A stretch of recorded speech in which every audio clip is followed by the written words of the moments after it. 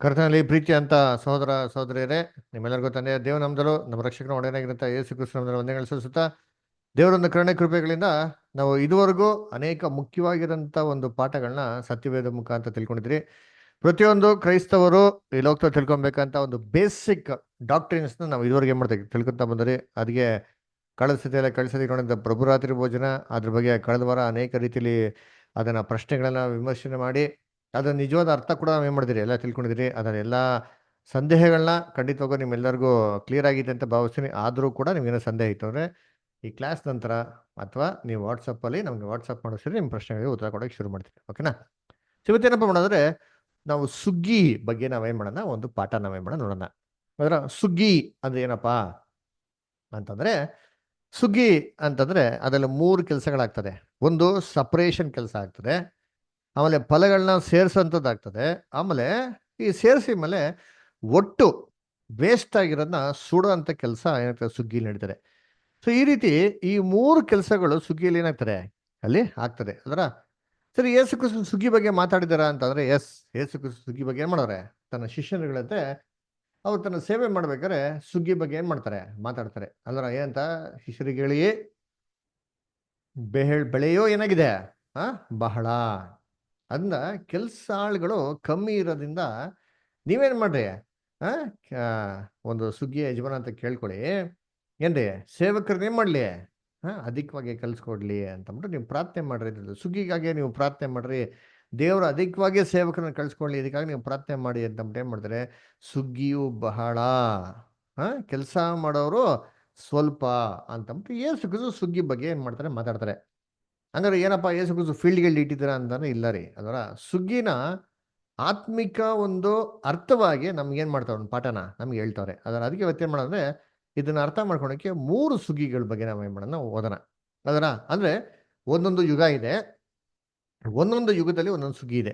ಅದ್ಯಾವ್ದಪ್ಪ ಒಂದೊಂದು ಯುಗ ಅಂತಂದ್ರೆ ಯಹೂದ್ಯರ ಯುಗ ಇದೆ, ಆ ಯುಗದಲ್ಲಿ ಒಂದು ಸುಗ್ಗಿ ಆಯ್ತು.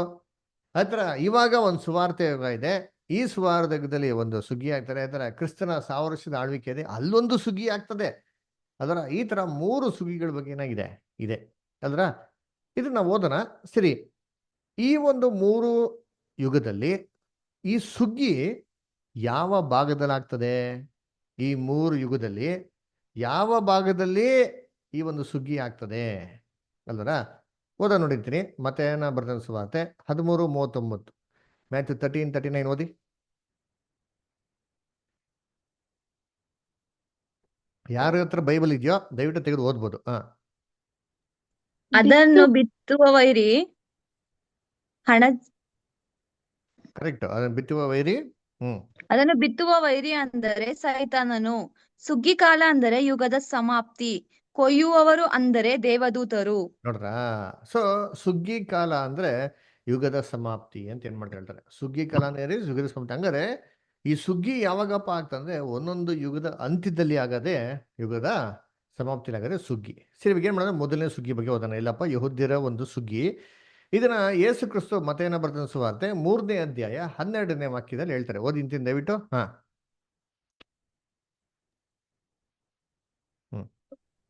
ಆತನು ಮೊರವನ್ನು ಕೈಯಲ್ಲಿ ಹಿಡಿದಿದ್ದಾನೆ, ತನ್ನ ಕಣದಲ್ಲಿಯ ರಾಶಿಯನ್ನು ತೂರಿ ಹಸನು ಮಾಡಿ ತನ್ನ ಗೋಧಿಯನ್ನು ಕಣದಲ್ಲಿ ತುಂಬಿಕೊಂಡು ಒಟ್ಟನ್ನು ಆಳದ ಬೆಂಕಿಯಲ್ಲಿ ಸುಟ್ಟು ಬಿಡುವನು ಎಂದು ಹೇಳಿದನು. ಅಲ್ವರ? ಸೊ ಇಲ್ಲಿ ಏನ್ ಮಾಡ್ತಾರೆ ಅಂತಂದ್ರೆ ಏನು ಯೇಸು ಕ್ರಿಸ್ತು ಬಂದು ಏನ್ರಿ ಮೊರವನ್ನು ಕೈಯಲ್ಲಿ ಹಿಡಿತಾರೆ, ಅವನು ಹಸನ್ನು ಮಾಡಿ ಏನ್ ಮಾಡ್ತಾರೆ, ಒಟ್ಟನ್ನ ಆರೋಗ್ಯದ ಬೆಂಕಿಗೆ ಹಾಕ್ತಾರೆ, ಗೋಧಿನ ಏನ್ರಿ ಕಣಜಕ್ಕೆ ಏನ್ ಮಾಡ್ತಾರೆ ಸೇರಿಸ್ತಾರೆ ಅಂತ ಏನ್ ಮಾಡ್ತಾರೆ ಇಲ್ಲಿ ಹೇಳ್ತಾರೆ. ಅದರ ಹಂಗಾರೆ ಏನಪ್ಪ ಅರ್ಥ ಇದು? ಅದರ ಯಾವ ಸ್ಥಾನಿಕರ ವ್ಯವಹಾರ ಏನ್ ಮಾಡ್ತಾರೆ ಹೇಳ್ತಾರೆ, ಯೇಸು ಕ್ರಿಸ್ತು ಬರ್ತಾರಂತೆ, ಅವ್ರ ಕೈಯಿಂದ ಒಂದು ಮೊರ ಇದೆ ಅಂತೆ, ಆ ಮೊರ ಇಟ್ಕೊಂಡು ಏನ್ ಮಾಡ್ತಾರೆ ಅವ್ರ ಹಸನು ಮಾಡಿ ಏನಪ್ಪ ಮಾಡ್ತಾರೆ, ಗೋಧಿಯನ್ನು ಕಣಜಕ್ಕೆ ಹಾಕಿ ಒಟ್ಟನ್ನು ಆರದೆ ಅಂತ ಬೆಂಕಿಗೆ ಏನ್ ಮಾಡ್ತಾರೆ ಹಾಕ್ಬಿಟ್ಟು ಸುಟ್ಟಾಕ್ತಾರೆ ಅಂತ ಹೇಳ್ತಾರೆ. ಹಂಗಾರೆ ಏನರ್ಥ? ಕರ್ತನಲ್ಲಿ ಪ್ರೀತಿ ಅಂತ ಸೊಗಳೆ. ಹಂಗಾರೆ ಯೇಸು ಕ್ರಿಸ್ತು ಏನಪ್ಪ ಗೋಧಿನ ಎಂತಾರೆ ಏನ್ ಹಸನು ಮಾಡೋದ್ ಬಗ್ಗೆ ಹೇಳ್ತಾವ್ರ? ಯೇಸು ಕ್ರಿಸ್ತನ ಗೋಧಿ ಹೊಲ ಇಟ್ಟಿದ್ರ, ಆ ಗೋಧಿಗಳು ಬಂದ್ಮೇಲೆ ಹಸನು ಮಾಡ್ಬೇಕು ಅಂತ ಏನ್ ಹೇಳ್ತಾವ್ರ ಅಂದ್ರೆ ಇಲ್ಲ ರೀ. ಅದರ ಇದು ಇಸ್ರೇಲ್ ರಾಜ್ಯನ ಕುರಿತು ಮಾತಾಡ್ತಾರಂತ ಒಂದು ಮಾತು. ಅದಕ್ಕೆ ಯೇಸು ಕ್ರಿಸ್ತು ಇದನ್ನ ಮಾಡ್ತಾರೆ ಅಂತಂದ್ಬಿಟ್ಟು ಯೋಹಾನ ಏನ್ ಮಾಡ್ತಾರೆ ಹೇಳ್ತಾರೆ. ಅದಕ್ಕೆ ಯೋಹಾನ ಇದು ಯಾರಿಗಪ್ಪ ಹೇಳ್ತಾರೆ ಅಂದ್ರೆ ಅಲ್ಲಿರಂತ ಇಸ್ರೇಲ್ ಜನಗಳಿಗೆ ಹೇಳ್ತಾರೆ ನೋಡಿ. ಓದನ ಮತ್ತೇನ ಬರ್ತಾನೆ ಸುವಾರ್ತೆ 7-9, 3ನೇ ಅಧ್ಯಾಯದಲ್ಲಿ 7-9. ಆದರೆ ಅವನು ಫರಿಸಾಯರಲ್ಲಿಯೂ ಸದ್ದುಕಾಯರಲ್ಲಿಯೂ ಅನೇಕರು ತನ್ನಿಂದ ಸ್ನಾನ ಮಾಡಿಸಿಕೊಳ್ಳುವುದಕ್ಕೆ ಬರುವುದನ್ನು ಕಂಡು ಅವರಿಗೆ, ಎಲೆ ಸರ್ಪ ಜಾತಿಯವರೇ, ಮುಂದೆ ಕಾಣಬರುವ ದೈವಕೋಪದಿಂದ ತಪ್ಪಿಸಿಕೊಳ್ಳುವುದಕ್ಕೆ ನಿಮಗೆ ಉಪದೇಶ ಮಾಡಿದವರಾರು? ಹಾಗಾದರೆ ನಿಮ್ಮ ಮನಸ್ಸು ದೇವರ ಕಡೆಗೆ ತಿರುಗಿತೆಂಬುದನ್ನು ತಕ್ಕ ಫಲದಿಂದ ತೋರಿಸಿರಿ. ಅಬ್ರಹಾಮನು ನಮಗೆ ಮೂಲ ಪುರುಷನಲ್ಲವೇ ಎಂಬ ಆಲೋಚನೆಯನ್ನು ಬಿಡಿರಿ. ದೇವರು ಅಬ್ರಹಾಮನಿಗೆ ಈ ಕಲ್ಲುಗಳಿಂದಲೂ ಮಕ್ಕಳನ್ನು ಹುಟ್ಟಿಸಬಲ್ಲನೆಂದು ನಿಮಗೆ ಹೇಳುತ್ತೇನೆ.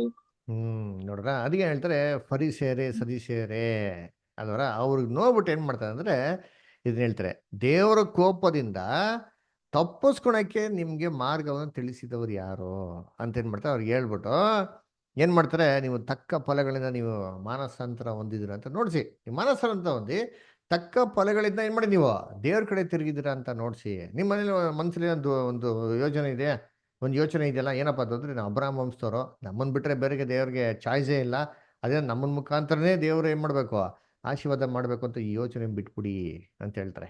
ಯಾಕಂತಂದ್ರೆ ದೇವರು ಸಾಧ್ಯವಾದರೆ ಅಬ್ರಾಮ್ಗೆ ಏನು ಮಾಡ್ತಾರೆ, ಕಲ್ಲುಗಳಿಂದ ಕೂಡ ಮಕ್ಕಳು ಹುಟ್ಟೋಕ್ಕೆ ಸಾಧ್ಯ ಅಂತ ಹೇಳ್ಬಿಟ್ಟು ನೆಕ್ಸ್ಟ್ ಹೇಳ್ತಾ ಇದ್ರೆ ಏನ್ರಿ, ಈಗಾಗಲೇ ಮರದ ಒಂದು ಬುಡಕ್ಕೆ ಕೊಡಲಿ ಹಾಕ್ಬಿಟ್ಟವ್ರೆ ಅಂತ ಏನ್ ಮಾಡ್ತಾರೆ ಹೇಳ್ತಾರೆ. 10ನೇ ವಾಕ್ಯ ಹೋದ ಮ್ಯಾಥ್ಯೂ 3:10. ಈಗಲೇ ಮರಗಳ ಬೇರಿಗೆ ಕೊಡಲಿ ಹಾಕಿದೆ, ಒಳ್ಳೆ ಫಲವನ್ನು ಕೊಡದ ಪ್ರತಿಯೊಂದು ಮರವನ್ನು ಕಡಿದು ಬೆಂಕಿಯಲ್ಲಿ ಹಾಕುವರು. ನೋಡ್ರ, ಈಗಲೇ ಮರದ ಬೇರೆಗೆ ಏನ್ ಮಾಡ್ತಾರೆ, ಕೊಡ್ಲಿ ಹಾಕ್ಬಿಟ್ರಂತೆ, ಬುಡಕ್ ಹಾಕಿಲ್ಲ ರೀ, ಬೇರೆಗೆ ಹಾಕ್ಬಿಟ್ಟವ್ರಿ, ಎತ್ ಬಿಡ್ತಾರಂತೆ ಪೂರ್ತಿ. ಫಲಗಳನ್ನ ಕೊಡಿರಂತ ಪ್ರತಿಯೊಂದು ಮರವನ್ನು ಏನ್ ಮಾಡ್ತಾರಂತೆ, ಕಡ್ದಾಕ್ತಾರೆ ಅಂತ ಹೇಳ್ತಾರೆ. ಅಂದ್ರೆ ಏನಿದು, ಇಲ್ಲಿ ಮರ, ಕೊಡ್ಲಿ, ಗೋಧಿ, ಅದರ ಹಸನು ಮಾಡೋದು, ಅದರ ಒಟ್ಟು ಅಂತ ಹೇಳ್ಬೇಕಾರೆ ಇವೆಲ್ಲ ನೇರವಾಗಿರೋ ಭಾಷೆಯಲ್ಲಿ ಮಾತಾಡ್ತಾರ ಅಂತಂದ್ರೆ ನಮಗೆ ಕಾಮನ್ ಸೆನ್ಸ್ ಕ್ಲಿಯರ್ ಆಗಿ ಹೇಳ್ತಾರೆ, ಇದು ಆತ್ಮಿಕ ಒಂದು ಭಾಷೆಯಲ್ಲಿ ಮಾತಾಡ್ತಾ ಇರೋದು. ಅದಕ್ಕೆ ಮರ ಅಂತಂದ್ರೆ ಏನಪ್ಪಾ ಅಂದ್ರೆ ನೀತಿವಂತರು. ಕೀರ್ತನೆ 1ನೇ ಅಧ್ಯಾಯ ಹೇಳ್ತಾರಲ್ಲ, ಯಾರ ಇಸ್ರೇಲ್ ಜನಗಳು ದೇವದೃಷ್ಟಿಯಲ್ಲಿ ಏನಪ್ಪ ಆಗಿದ್ರು, ನೀತಿವಂತರಾಗಿದ್ರಿ. ಅದರ ಅವರಲ್ಲಿ ತಕ್ಕ ಫಲಗಳನ್ನ ದೇವರು ಏನ್ ಮಾಡಿದ್ರು, ಎದುರು ನೋಡಿದ್ರು. ಯಾವಾಗ ತಕ್ಕ ಫಲಗಳು ಬರ್ಲಿಲ್ವೋ ಅದನ್ನ ಕಡಿದು ಏನ್ ಮಾಡ್ತಾರಂತೆ, ದೇವರು ಆರ್ದಿರಂತ ಬೆಂಕಿಗೆ ಹಾಕ್ತಾರೆ ಅಂತ ಅನ್ಬಿಟ್ರು. ಅಂದ್ರೆ ಇಸ್ರೇಲ್ ರಾಜ್ಯನ ಕಟ್ ಆಫ್ ಮಾಡ್ಬೇಕು ಅಂತ ದೇವರು ಆಲ್ರೆಡಿ ಏನ್ ಮಾಡ್ಬಿಟ್ಟಿದ್ರಂತೆ, ಡಿಸೈಡ್ ಮಾಡ್ಬಿಟ್ಟಿದ್ರು ಅಂತ ಹೇಳ್ತಾರೆ. ಅದಕ್ಕೆ ನೋಡ್ಬೇಕಾದ್ರೆ ಹೇಳ್ತಾರೆ, ಫರಿಸೇರೆ ಸದೀಸರೇ, ದೇವರ ಒಂದು ಕೋಪಕ್ಕೆ ತಪ್ಪಿಸ್ಕೊಬೇಕು ಅಂತ ನಿಮ್ಗೆ ತಿಳಿಸ್ತವ್ರು ಯಾರು ಅಂತ ಹೇಳ್ತಾರೆ. ಅಂದ್ರೆ ಇಲ್ಲಿ ಬೆಂಕಿ ಅಂದ್ರೆ ಏನಪ್ಪಾ ಅರ್ಥ ಅಂದ್ರೆ ನಿಜವಾದ ಬೆಂಕಿ ಅಲ್ಲ ರೀ.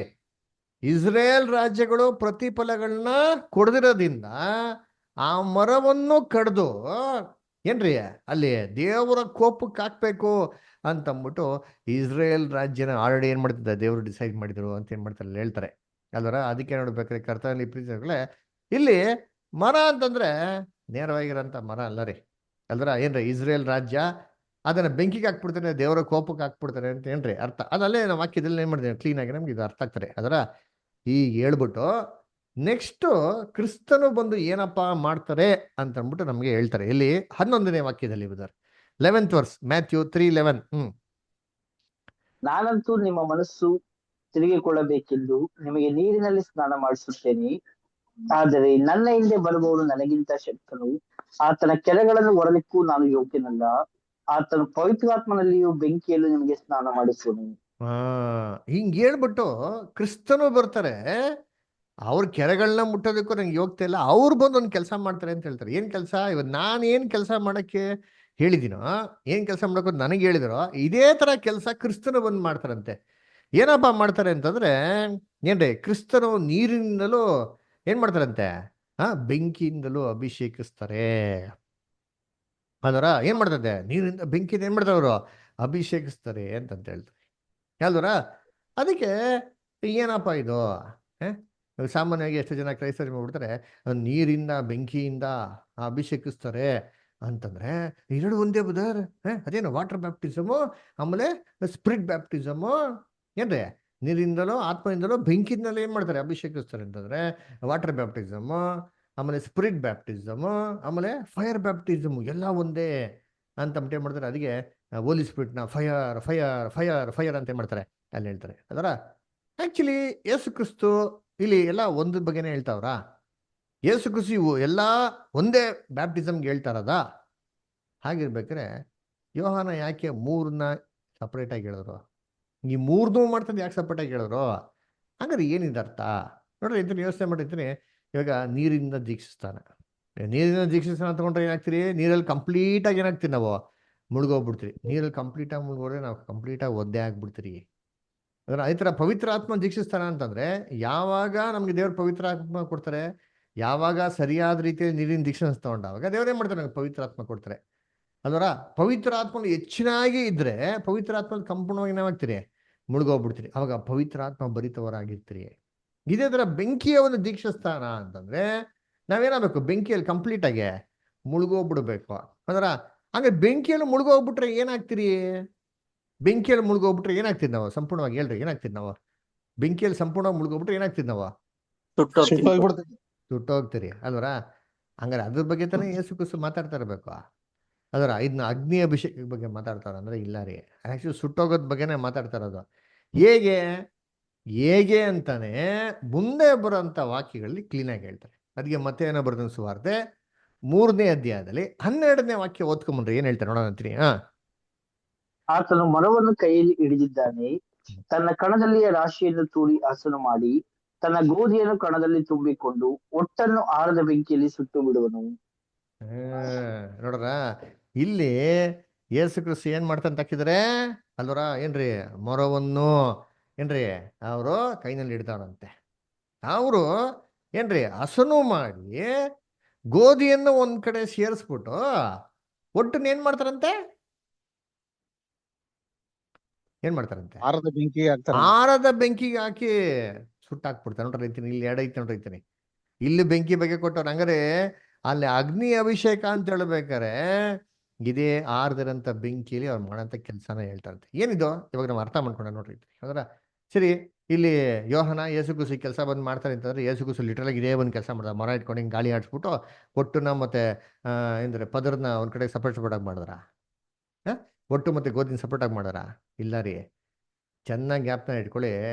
ನಮ್ಮ ಸತ್ಯವೇದನ ಹೇಗೆ ಓದೋದಂತ ನಾವು ಔಟರ್ ಶೆಡ್ಯೂಲ್ ಕ್ಲಾಸ್ ಕಲ್ತಿದ್ರಿ ಅಲ್ರ? ಎಲ್ಲ ಒಂದು ಕೋಡೆಡ್ ಆಗಿರೋಂಥ ಲ್ಯಾಂಗ್ವೇಜ್ಗಳನ್ನ ಗುಡಾರ್ಥವಾಗಿರೋಂಥ ಭಾಷೆನ ಕಲ್ತ್ರೆ ನಮ್ಗೆ ಏನಾಗೋದು? ನಮ್ಗೆ ಅರ್ಥ ಆಗೋದು ಅಲ್ವರ? ಏನಪ್ಪ ಇದು ಅಂದ್ರೆ ಯೇಸು ಕ್ರಿಸ್ತು ಮೊದಲನೇ ಬರುವಿಕೆಯಲ್ಲಿ ಬರ್ಬೇಕಾರೆ 2 ತರ ಗುಂಪಿನ ಜನಾಂಗ ಇದ್ರು. ಒಂದು ಗೋಧಿ ತರ ಇದ್ರು ಅಲ್ರ? ಗೋಧಿ ಕಾಳು ಏನಾಗಿತ್ತು? ಇತ್ತು ನೋಡ್ರಿ ಇಂತೀನಿ ಅಲ್ವರ? ನಿಜವಾದ ಗೋಧಿ ಮಣಿಗಳೇನಾಗಿದ್ವು? ಇತ್ತು. ಅದು ಮಾತ್ರ ಅಲ್ಲ, ಒಟ್ಟು ಕೂಡ ಏನಾಗಿತ್ತು? ಇತ್ತೋ ಇಲ್ವೋ?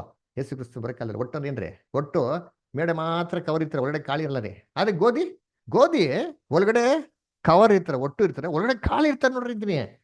ಇದೇ ತರ ಯೇಸು ಕ್ರಿಸ್ತನ ಮೊದಲನೇ ಬರುವಿಕೆಯಲ್ಲಿ 2 ತರ ಕ್ವಾಲಿಟಿ ಏನಾಗಿತ್ತು? ಪೀಪಲ್ ಆಗಲಿದ್ರಿ ಅಲ್ರ?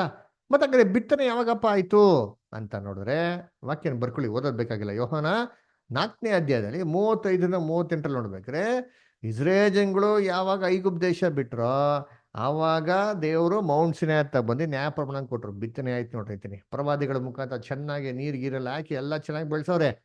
ಯೇಸು ಕ್ರಿಸ್ತನ ಮೊದಲನೇ ಬರುವಿಕೆ ಟೈಮಿಗೆ ಸುಗ್ಗಿಗೆ ಬಂದ್ಬಿಡ್ತೀರಿ. ಅದಕ್ಕೆ ಯೇಸು ಕ್ರಿಸ್ತು ಹೇಳಿದ್ದು, ನೋಡಪ್ಪ ಫಲಗಳನ್ನ ನೋಡ್ರಿ ಎಲ್ಲ ಬೆಳೆದಿಂತವೆ. ಅದು ಯಾರ್ದ? ಫೀಲ್ಡ? ಇಸ್ರೇಲ್ ಜನಗಳು ನೋಡ್ರಿ ಎಲ್ಲ ಬೆಳೆದಿಂತವೆ. ಕುಯ್ಯಂತ ಕಾಲ ಏನಾಗಿದೆ? ಬಂದಿದೆ. ಅದರ ಏನ್ರಿ? ದೇವ್ರ ಹತ್ರ ಪ್ರಾರ್ಥಿಸಿರಿ. ಕೆಲಸ ಆಳುಗಳು ತುಂಬಾ ಕಮ್ಮಿ, 12 ಜನ ಇರೋದು ಸಾಲಲ್ಲ, ಇನ್ನೂ ಜಾಸ್ತಿ ಜನ ಬೇಕು. ದೇವ್ರ ಹತ್ರ ಪ್ರೇಯರ್ ಮಾಡ್ರಿ, ಇನ್ನೂ ಜಾಸ್ತಿ ಕಳಿಸ್ಲಿ ಅಂತ ಹೇಳ್ತಾರೆ. ಹಂಗಾರೆ ಏನರ್ಥ ಅಂದ್ರೆ ಯೇಸು ಕ್ರಿಸ್ತು ಮೊದಲನೇ ಬರೋಕೆ ಬರ್ಬೇಕಾದ್ರೆ ಯಹೂದ್ಯಲ್ಲಿ 2 ತರ ಗುಂಪಿನ ಜನಾಂಗ ಇದ್ರು. ಒಂದು ಒಟ್ಟಿನ ತರ ಇದ್ರು, ಬರೀ ತೋರಿಕೆಗಾಗಿ. ನಿಜವಾದ ದೇವರ ಭಯ ಭಕ್ತಿ ಏನಾಗಿರ್ಲಿಲ್ಲ, ಇರ್ಲಿಲ್ಲ. ಆದ್ರೆ ಇನ್ನೊಬ್ರು ಜನಾಂಗಗಳಿದ್ರು, ದೇವರ ನಿಜವಾದ ಭಯ ಭಕ್ತಿ ಇತ್ತು, ತೂಕವಾಗಿರಂತ ಕಾಳ್ ತರ ಇದ್ರಂತೆ. ಯಾರು ಇವರು? ಹೋದ್ರಿ ಅಂತೀರಿ ರೋಮಾಪುರದಲ್ಲಿ 9ನೇ ಅಧ್ಯಾಯ 6-7.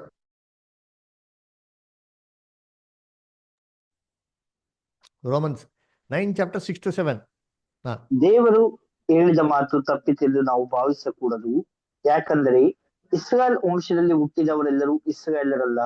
ಹಾಗೆ ನೋಡ್ರ ಹೆಂಗ್ ಕ್ಲೀನ್ ಆಗಿ ಹೇಳ್ತಾರೆ, ಇಸ್ರೇಲ್ ಅಲ್ಲಿ ಹುಟ್ಟಿದವರೆಲ್ಲ ಇಸ್ರೇಲರಲ್ಲ. ಇಂಡಿಯಾಲಿ ಹುಟ್ಟಿದವರೆಲ್ಲ ಇಂಡಿಯನ್ಸ್ ಅಲ್ಲ ಅಂದ್ರೆ ನೀವೇನಂತೀರಾ? ಏನು ನಗ್ತಿರಲ್ವಾ? ಎಲ್ಲ ಹೆಂಗ್ ಹೇಳ್ತಾರೆ ಅಂತೀನಿ. ಇಸ್ರೇಲ್ ಅಲ್ಲಿ ಹುಟ್ಟಿದ ಮಾತ್ರಕ್ಕೆ ಇಸ್ರೇಲ್ ಆಗಲ್ಲಂತೆ ಅಂದ್ರ ಅದೇನರ್ಥ? ಅಲ್ಲಿ ಕಾಳಿರ್ಬೇಕ್ರಿ. ಸುಮ್ಮನೆ ನಾನು ತೋರಿಕೆಗೆ ನಾನು ಯಹೂದ್ಯಂತರ ಇದ್ಬಿಡ್ತೀನಿ ಅಂತಂದ್ರೆ ಆಗಲ್ಲ ರೀ. ಬೈಬಲ್ ಅದನ್ನೇ ಅಕ್ಸೆಪ್ಟ್ ಮಾಡಲ್ಲ ನೋಡ್ರಿ ಅಂತೀನಿ. ಅವ್ರು ಯಹೂದ್ಯರಲ್ವಂತೆ. ನೆಕ್ಸ್ಟ್ ಕಂಟಿನ್ಯೂ ಮಾಡಿ ಬದಾರ. ಹಾಗೆಯೇ ಅಬ್ರಹಾಮನ ವಂಶದಲ್ಲಿ ಹುಟ್ಟಿದ ಮಾತ್ರಕ್ಕೆ ಅವರೆಲ್ಲರೂ ಮಕ್ಕಳಿಂದ ಎಣಿಸಲ್ಪಡುವುದಿಲ್ಲ. ಆದರೆ ಇಸಾಕನಿಂದ ಹುಟ್ಟುವವರೇ ನಿನ್ನ ಸಂತತಿ ಅನ್ನಿಸಿಕೊಳ್ಳುವರೆಂದು ದೇವರು ಹೇಳಿದನು. ನೋಡ್ರ ಆ ಮಾತಿನ ಅರ್ಥವೇನೆಂದರೆ, ಹಾ ಶರೀರ ಸಂಬಂಧವಾಗಿ ಹುಟ್ಟಿದವರೆಲ್ಲರೂ ದೇವ ಮಕ್ಕಳಲ್ಲ, ವಾಗ್ದಾನ ಸಂಬಂಧವಾಗಿ ಹುಟ್ಟಿದವರೇ ಅಬ್ರಹಾಮನ ಸಂತತಿಯವರೆಂದು ಎಣಿಸಲ್ಪಡುವರು ಎಂಬುದು. ನೋಡ್ರ ಸುಮ್ನೆ ಇಸ್ರೇಲ್ ಹುಟ್ಟಿದ ಮಾತ್ರಕ್ಕೆ ಏನಾಗಲಿಕ್ಕೆ ಸಾಧ್ಯ ಇಲ್ಲ, ಗೋಧಿ ಆಗಲಿಕ್ಕೆ ಸಾಧ್ಯ ಇಲ್ಲ ರೀ. ಅಬ್ರಾಮ್ ಮಕ್ಳಾಗ್ಬೇಕು ಅಂದ್ರೆ ಅಬ್ರಾಮ್ ತರ ವಿಶ್ವಾಸ ಇರ್ಬೇಕ್ರಿ. ಅಬ್ರಾಮ್ ಫೇಮಸ್ಸೇ ಅದಕ್ಕೆ ರೀ. ಅಬ್ರಾಮ್ ತರ ಫೇತ್ ಇಲ್ಲ ಅಂದ್ರೆ ಏನಾಗ್ತದೆ ನೀವು ಬರೀ ಒಟ್ಟುಗಳು. ಅದಕ್ಕೆ ಯೇಸು ಕ್ರಿಸ್ತ ನತಾನಿಂದ ಹೋಗ್ಬಿಟ್ಟು ಹೇಳ್ತಾರೆ, ಇವನು ನಿಜವಾದ ಯಹೂದ್ಯನು, ಇವನು ನಿಷ್ಕಪಟನಾಗಿರೋಂಥ ಯಹೂದ್ಯನು, ಇವನಲ್ಲಿ ಕಪಟತನ ಇಲ್ಲ ಅಂತ ಹೇಳ್ತಾರೆ. ಯೋಹಾನ 1:47 ಓದ್ರಿ. ಯಾರೋ ಓದ್ರಿ ಬೇರೆ ಸೋದರ ಸದೃಷ್ಟಗಳು. ಓದಿ ಇಷ್ಟ ಜಮ್ಮಸ್ಟರ್. ಯೇಸು ತನ್ನ ಕಡೆಗೆ ಬರುವ ನತಾನಿಯೇಲನನ್ನು ಕಂಡು ಅವನ ವಿಷಯವಾಗಿ, ಇಗೋ, ಇವನು ನಿಜವಾದ ಇಸ್ರಾಯೇಲನು, ಇವನಲ್ಲಿ ಕಪಟವಿಲ್ಲ ಅಂದನು. ನೋಡ್ರ ನಿಜವಾದ ಇಸ್ರೇಲ್ ಕಪಟತನ ಇಲ್ಲ ರೀ. ಅದೇನರ್ಥ, ಏನೋ ತೋರಿಕೆಯಾಗೆ ಇವ್ರು ಸುಮ್ಮನೆ ಟ್ಯಾಪೆ ತರ ಒಟ್ಟನ್ ತರ ಇಲ್ಲ ರೀ. ಇವ್ರು ನಿಜವಾದ ಗೋಧಿ ಕಾಳ್ರಿ. ಇಂಥ ಕಾಳುಗಳನ್ನೇ ಹುಡುಕೋದಿಕ್ಕೆ ಯೇಸು ಕ್ರಿಸ್ತ ಬಂದಿದ್ದು. ಆದ್ರೆ ಇನ್ನೊಬ್ರು ಇದ್ರು ನಿಂತೀನಿ, ಯಾರೋ ಫರಿಸೇಯರು ಶಾಸ್ತ್ರಿಗಳು ಇವರೆಲ್ಲ ಹೆಂಗಿದ್ರಂತೆ, ಸುಣ್ಣ ಬಳದಂತ ಸಮಾಧಿಗಳು. ಯೇಸು ಕ್ರಿಸ್ತ ಹೇಳ್ತಲ್ಲ, ಎಲ್ಲ ಕಪಟಿಗಳಂತ ಶಾಸ್ತ್ರಿಗಳೇ, ಫರಿಸೇಯರೇ ನಿಮಗೆ ಅಯ್ಯೋ ಅಲ್ವರ, ನೀವೆಲ್ಲ ಹೆಂಗಿದ್ರಂತೆ, ಸುಣ್ಣ ಬಡದಂತ ಸಮಾಧಿಗಳ ತರ ಇದ್ದೀರಾ ಅಂತ ಹೇಳ್ತಾರೆ. ಅದರ ವಾಕ್ಯ ಓದ ನೋಡಿದ್ದೀನಿ. ಮ್ಯಾಥ್ಯೂ 23rd chapter 14-15 ಓದ್ರಿ. ಓದಿ ಮಾಸ್ಟರ್.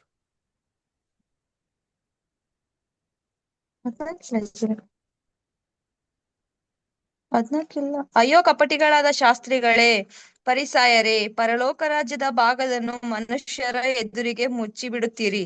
ನೀವಂತೂ ಒಳಕ್ಕೆ ಹೋಗುವುದಿಲ್ಲ, ಒಳಕ್ಕೆ ಹೋಗಬೇಕೆಂದಿರುವವರನ್ನು ಹೋಗಗೊಡಿಸುವುದಿಲ್ಲ.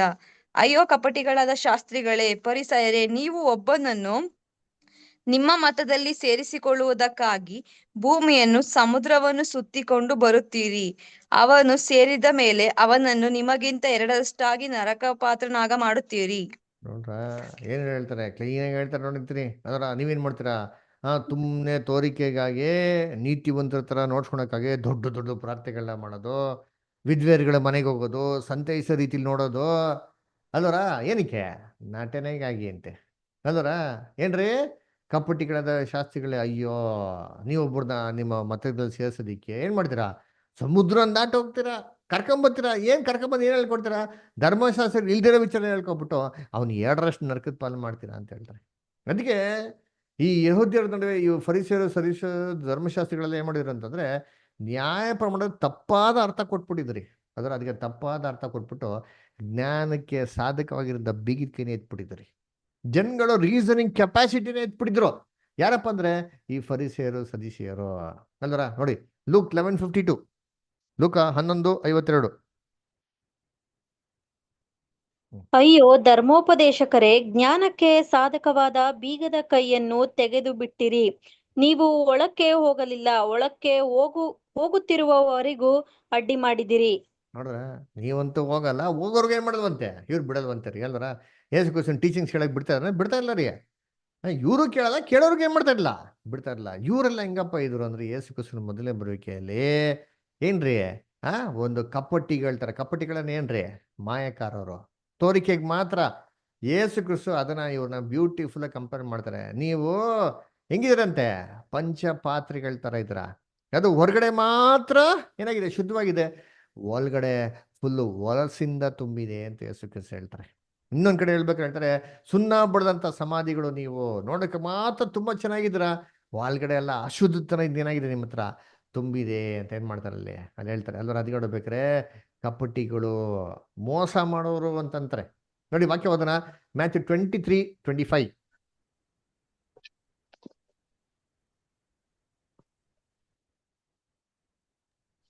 ಅಯ್ಯೋ ಕಪಟಿಗಳಾದ ಶಾಸ್ತ್ರಿಗಳೇ, ಫರಿಸಾಯರೇ, ನೀವು ಪಂಚಪಾತ್ರೆ, ಬಟ್ಟಲು ಇವುಗಳ ಹೊರಭಾಗವನ್ನು ಶುಚಿ ಮಾಡುತ್ತೀರಿ, ಆದರೆ ಅವು ಒಳಗೆ ಸುಲುಕೊಂಡುವುಗಳಿಂದಲೂ ಇಹಭೋಗ ಪದಾರ್ಥಗಳಿಂದಲೂ ತುಂಬಿರುತ್ತವೆ. ನೋಡ್ರ ಎಲ್ಲ ಹೆಂಗಿದ್ರಂತೆ, ನೋಡಕ್ ಮಾತ್ರ ಚೆನ್ನಾಗಿರಂತೆ. ಹೆಂಗೆ ಹೋಟ್ಲ್ ಗ್ಲಾಸ್ ಇದ್ದಂಗೆ ರೀ. ಹೋಟ್ಲ್ ಹೋಗಿ ಗ್ಲಾಸ್ ಕುಡಿದ್ರೆ ಗ್ಲಾಸ್ ಆಚ್ಕೊಂಡು ಸೂಪರ್ ಆಗಿರ್ತಾರೆ. ಎಲ್ಲ ಕುಡಿದು ಖಾಲಿ ಮೇಲೆ ನೋಡಿದ್ರೆ ಗೊತ್ತಾಯ್ತಾರೆ ಹೋಟ್ಲ್ ಒಳಗೆ ಗ್ಲಾಸ್ ಎಷ್ಟು ಹೊಲಸಾಗಿದೆ ಅಂತ. ಆ ಥರ ಇದ್ದವ್ರು ಯಾರಪ್ಪ ಅಂದರೆ ನಮ್ಮ ಪರಿಸೆಯರು ಸದಸ್ಯರು. ಸುಣ್ಣ ಬೆಳೆದ ಸಮಾಧಿಗಳು ನೋಡಕ್ಕೆ ಹೆಂಗಿರ್ತಾರಲ್ಲ ಎಲ್ಲ ಬ್ಯೂಟಿಫುಲ್ ರೀ. ಒಳಗಡೆ ತೆಗೆದು ಇರಾಕಾಯ್ತಾರೆ ಯಾರಾದ್ರ. ಈ ಥರ ಇದ್ದವ್ರು ಯಾರಪ್ಪ ಅಂದರೆ ಅಂದರೆ ಫರಿಸೆ ಸದಸ್ಯರು. ಎಲ್ಲ ತೋರಿಕೆಗೆ ಕಾಣಿಕೆ ಎಲ್ಲ ಕೊಡಬೇಕಾದ್ರೆ ಎಲ್ಲರ ಮುಂದೆ ಗ್ರ್ಯಾಂಡಾಗೆ ತೋರಿಸಿ ಕಾಣಿಸ್ಕೊಳ್ತಾಯಿದ್ರು. ಪೀಠಗಳಲ್ಲಿ ತುಂಬ ಮುಖ್ಯವಾದ ಪೀಠ ಎದು ನೋಡ್ತಾ ಇದ್ದು ಇವರೇ ಅದರ ಎಲ್ಲ ಬಿಟ್ಟರು ಹೋಗ್ತಾ ಇರ್ಬೇಕು. ಇವರು ಹಿರಿಯರು ಹಿರಿಯರು ಅಂತ ಇವ್ರಿಗೆ ಏನು ಮಾಡಬೇಕು, ನಮಸ್ಕಾರ ಮಾಡಬೇಕು. ಇವರು ಪ್ರಧಾನರು ಅಂತಂದ್ಬಿಟ್ಟು ರೆಕಗ್ನೈಸ್ ಮಾಡಬೇಕಾಗಿತ್ತು. ಅದರ ತುಂಬ ನೀಟಾಗಿ ಡ್ರೆಸ್ ಹಾಕೊಂಡು ಏನು ಮಾಡೋರು, ಕಟ್ಟಿಂಟಾಗಿ ಹೋಗೋರು ತೋರಿಕೆಗೆ ಯಾರಪ್ಪ ಅಂದರೆ ಇಂಥವರು. ಅದರ ಇಂಥವ್ರಿಗೆ ಏನು ಹೇಳ್ತಾರೆ, ಕಪಟಿಗಳು ಅಂತ ಯೇಸು ಕ್ರಿಸ್ತು ಹೇಳ್ತಾರೆ. ಇಂಥವ್ರನ್ನೇ ಸಪ್ರೇಟ್ ಮಾಡೋಕ್ಕೆ ಯೇಸು ಕ್ರಿಸ್ತು ಮೊದಲನೇ ಬರೋಕೆಯಲ್ಲಿ ಬಂದಿದ್ದು. ತನ್ನ ಕೈನೇ ಇಟ್ಕೊಂಡಿದ್ರೆ ಮೊರವನ್ನು ಇಟ್ಕೊಂಡ್ರಂತೆ. ಏನಾದ್ರು ಮರ ಇಟ್ಕೊಂಡು ಹಸನು ಮಾಡಿದ್ದು ಅಂತಂದರೆ ಯಾವುದಪ್ಪ ಅಂದರೆ ಈ ವಸ್ತು ಇಟ್ಕೊಂಡೆ ಯೇಸು ಕ್ರಿಸ್ತು ಎರಡು ಗುಂಪಿನ ಜನಗೆ ಸಪ್ರೇಟ್ ಮಾಡಿದ್ದು. ಅಂದರೆ ಯೇಸು ಕ್ರಿಸ್ತು ಮೊದಲನೇ ಬರೋಕೆಯಲ್ಲಿ ಇದ್ದಿದ್ದು ಅವ್ರ ಕೈಲಿ ಏನಪ್ಪ ಅಂದರೆ ಸಪ್ರೇಷನ್ ಮಾಡೋಕ್ಕೆ ಯೂಸ್ ಮಾಡಿದ ಟೂಲ್ ಯಾವುದಪ್ಪ ವಸ್ತು ಅಂತಂದರೆ ಬೈಬಲ್, ಸತ್ಯವೇದನ ಇಟ್ಕೊಂಡು ಅದರ ಅವರ ವಾಕ್ಯ ಉಪದೇಶ ಇಟ್ಕೊಂಡೆ ಈ ಎರಡು ಗುಂಪಿನ ಜನಗಳನ್ನ ಸಪ್ರೇಟ್ ಮಾಡೋದು ನೋಡಿ. ಅದಕ್ಕೆ ಯೇಸು ಕ್ರಿಸ್ತು ಮೊದಲನೇ ಸತಿ ಉಪದೇಶ ಕೊಟ್ಟಿದ ತಕ್ಷಣ ಎರಡು ಗುಂಪು ಅಲ್ಲೇ ಸಪ್ರೇಟ್ ಆಗಿಬಿಡ್ತಾರೆ.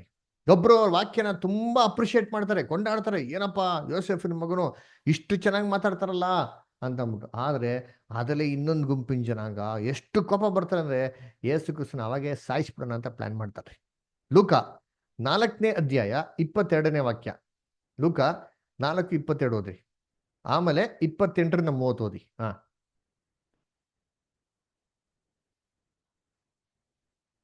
ಬೈಬಲ್ ಯಾರು ತೆಗಿತಾರೋ ಓದ್ಬೋದು. ಎಲ್ಲರೂ ಆತನನ್ನು ಹೊಗಳಿ ಆತನ ಬಾಯಿಂದ ಹೊರಡುವ ಇಂಪಾದ ಮಾತುಗಳಿಗೆ ಆಶ್ಚರ್ಯಪಟ್ಟು ಇವನು ಯೋಸೆಫಿನ ಮಗನಲ್ಲವೇ ಅಂದಿರುತ್ತೆ. ಆಶ್ಚರ್ಯಪಟ್ರೆ, ಸಂತೋಷ ಪಟ್ರಂತೆ. ಇನ್ನೊಂದು ಗುಂಪಿನ ಜನ ಏನಿರುತ್ತೆ ಅದರಲ್ಲೇ 28ರಿಂದ 30 ಸಿಸ್ಟರ್. ಸಭಾಮಂದಿರದಲ್ಲಿರುವವರೆಲ್ಲರೂ ಈ ಮಾತುಗಳನ್ನು ಕೇಳಿ ಬಹಳವಾಗಿ ಸಿಟ್ಟುಗೊಂಡು ಎದ್ದು ಆತನನ್ನು ಊರ ಹೊರಕ್ಕೆ ಅಟ್ಟಿ ತಮ್ಮ ಊರು ಕಟ್ಟಿದ ಗುಡ್ಡದ ಕಡಿದಾದ ಸ್ಥಳಕ್ಕೆ ನಡೆಸಿಕೊಂಡು ಹೋಗಿ ಅಲ್ಲಿಂದ ಕೆಳಕ್ಕೆ ದೊಬ್ಬಬೇಕೆಂದಿದ್ದರು. ಆದರೆ ಆತನು ಅವರ ಮಧ್ಯದಲ್ಲಿ ಹಾದು ಹೊರಟು ಹೋದನು. ಏನ್ ಮಾಡಿದ್ರಂತೆ, ಕಡಿದಾದ ಬೆಟ್ಟದ ಮೇಲೆ ತಗೊಂಡೋಗಿ ತಾಳ್ಬಿಟ್ಟು ಸಾಯಿಸ್ಬಿಡ ಅಂತ ಪ್ಲಾನ್ ಇತ್ತಂತ್ರಿ. ಅಷ್ಟು ಕೋಪ ಬಂತಂತ್ರಿ ಇದು ಯೇಸು ಕ್ರಿಸ್ತನ ಉಪದೇಶ ಕೇಳ್ಬಿಟ್ಟು. ಅದರ ಆದ್ರೆ ಯೇಸು ಕ್ರಿಸ್ತ ಮುಂದೆ ತಪ್ಪಿಸ್ಕೊಂಡು ಹೋದ್ರು. ಈ ತರ ಎರಡು ಗುಂಪಿನ ಜನಾಂಗ ಸಪ್ರೇಟ್ ಆದ್ರು ಯೇಸು ಕ್ರಿಸ್ತನ ಉಪದೇಶನ ಕೇಳಿ. ಅಲ್ವರ ಅದಕ್ಕೆ ಏನ್ರಿ ಎಲ್ಲಾರು ಆ ವಾಕ್ಯಗಳನ್ನ ಕೇಳಿ ಅತ್ಯಾಶ್ಚರ್ಯ ಪಟ್ರಿ ಅಂದ್ರ. ಆದ್ರೆ ಇಲ್ಲಿ ಯೇಸು ಕ್ರಿಸ್ತನ್ಗೆ ಅಗೇನ್ಸ್ಟ್ ಆಗಿದ್ದವ್ರು ಯಾರಪ್ಪ ಅಂತಂದ್ರೆ ಸಾಮಾನ್ಯ ಜನಗಳೆಲ್ಲ ರೀ. ಯೇಸು ಕ್ರಿಸ್ತನ ಉಪದೇಶಕ್ಕೆ ಆಪೋಸಿಟ್ ಆಗಿದ್ದವ್ರು ಯಾರಪ್ಪ ಅಂದ್ರೆ ಫರಿಸೇಯರು, ಸದೀಶಿಯರು, ಯಾಜಕರು, ಮಹಾಯಾಜಕರು, ಶಾಸ್ತ್ರಿಗಳ ಏನಾಗಿದ್ದು ಕ್ರಿಸ್ತನ್ಗೆ ಆಪೋಸಿಟ್ ಆಗಿದ್ದು. ಅದಕ್ಕೆ ಯಾರ ನಂಬಿದ್ರೆ ಏನ್ ಮಾಡೋರು ಅಂತಾರೆ, ಏನಪ್ಪ ಅಧಿಕಾರಿಗಳು ಯಾರ ನಂಬಿದಾರಾ ಅಂತ ಏನ್ ಮಾಡೋರು, ನಂಬೋರು ವಿಶ್ವಾಸ ಕೂಡ ಕೆಡಿಸ್ತಾ ಇದ್ರಂತೆ. ಯೋಹಾನ 7ನೇ ಅಧ್ಯಾಯ 46-48. ಜಾನ್ 7:46-48. ಈ ಮನುಷ್ಯನು ಮಾತಾಡುವ ರೀತಿಯಲ್ಲಿ ಯಾರು ಎಂದು ಮಾತಾಡಿಲ್ಲ ಎಂದು ಉತ್ತರ ಕೊಟ್ಟರು. ಅದಕ್ಕೆ ಫರಿಸಾಯರು, ನೀವು ಮರುಳಾದೀರಾ? ಹಿರೀಸಭೆಯವರಲ್ಲಿಯಾಗಲಿ ಫರಿಸಾಯರಲ್ಲಾಗಲಿ ಯಾರಾದರೂ ಅವನನ್ನು ನಂಬಿದ್ದಾರೋ? ನೋಡ್ರ ಏನ್ ಕೇಳ್ತಾರೆ, ಏನಪ್ಪ ನೀವು ನಂಬಿಬಿಟ್ರಾ, ನೀವು ಮೋಸ ಆಗ್ಬಿಟ್ರಾ, ದೊಡ್ಡವ್ರು ಯಾರು ನಂಬಿದಾರಾ, ಫರಿಸೆ ಯಾರು ನಂಬಿದಾರಾ ಅಂತ ಏನ್ ಮಾಡ್ತಾರೆ, ಅವ್ನು ಕ್ವಶನ್ಸ್ ಹಾಕ್ತಾರೆ. ಯಾಕೆ ಅಂದ್ರೆ ಫರಿಸೆ ಸದೀಶೆ ಇವ್ರ ಮಾತನ್ನ ನಂಬ್ತಾನೆ ಇರಲ್ಲ ರೀ. ಇವ್ರಿಗೆ ಆಪೋಸಿಟ್ ಆಗಿದ್ದವರೇ ಈ ಜನಗಳು. ಯೋಹಾನ 12ನೇ ಅಧ್ಯಾಯ 42-43. ಪ್ರೇಮಸ್ಟ ಓದ್ತೀರಾ? ಬ್ರದರ್ ಓದ್ತೀನಿ. ಆದರೂ ಹಿರೀಸಭೆಯವರಲ್ಲಿಯೂ ಅನೇಕರು ಆತನನ್ನು ನಂಬಿದರು.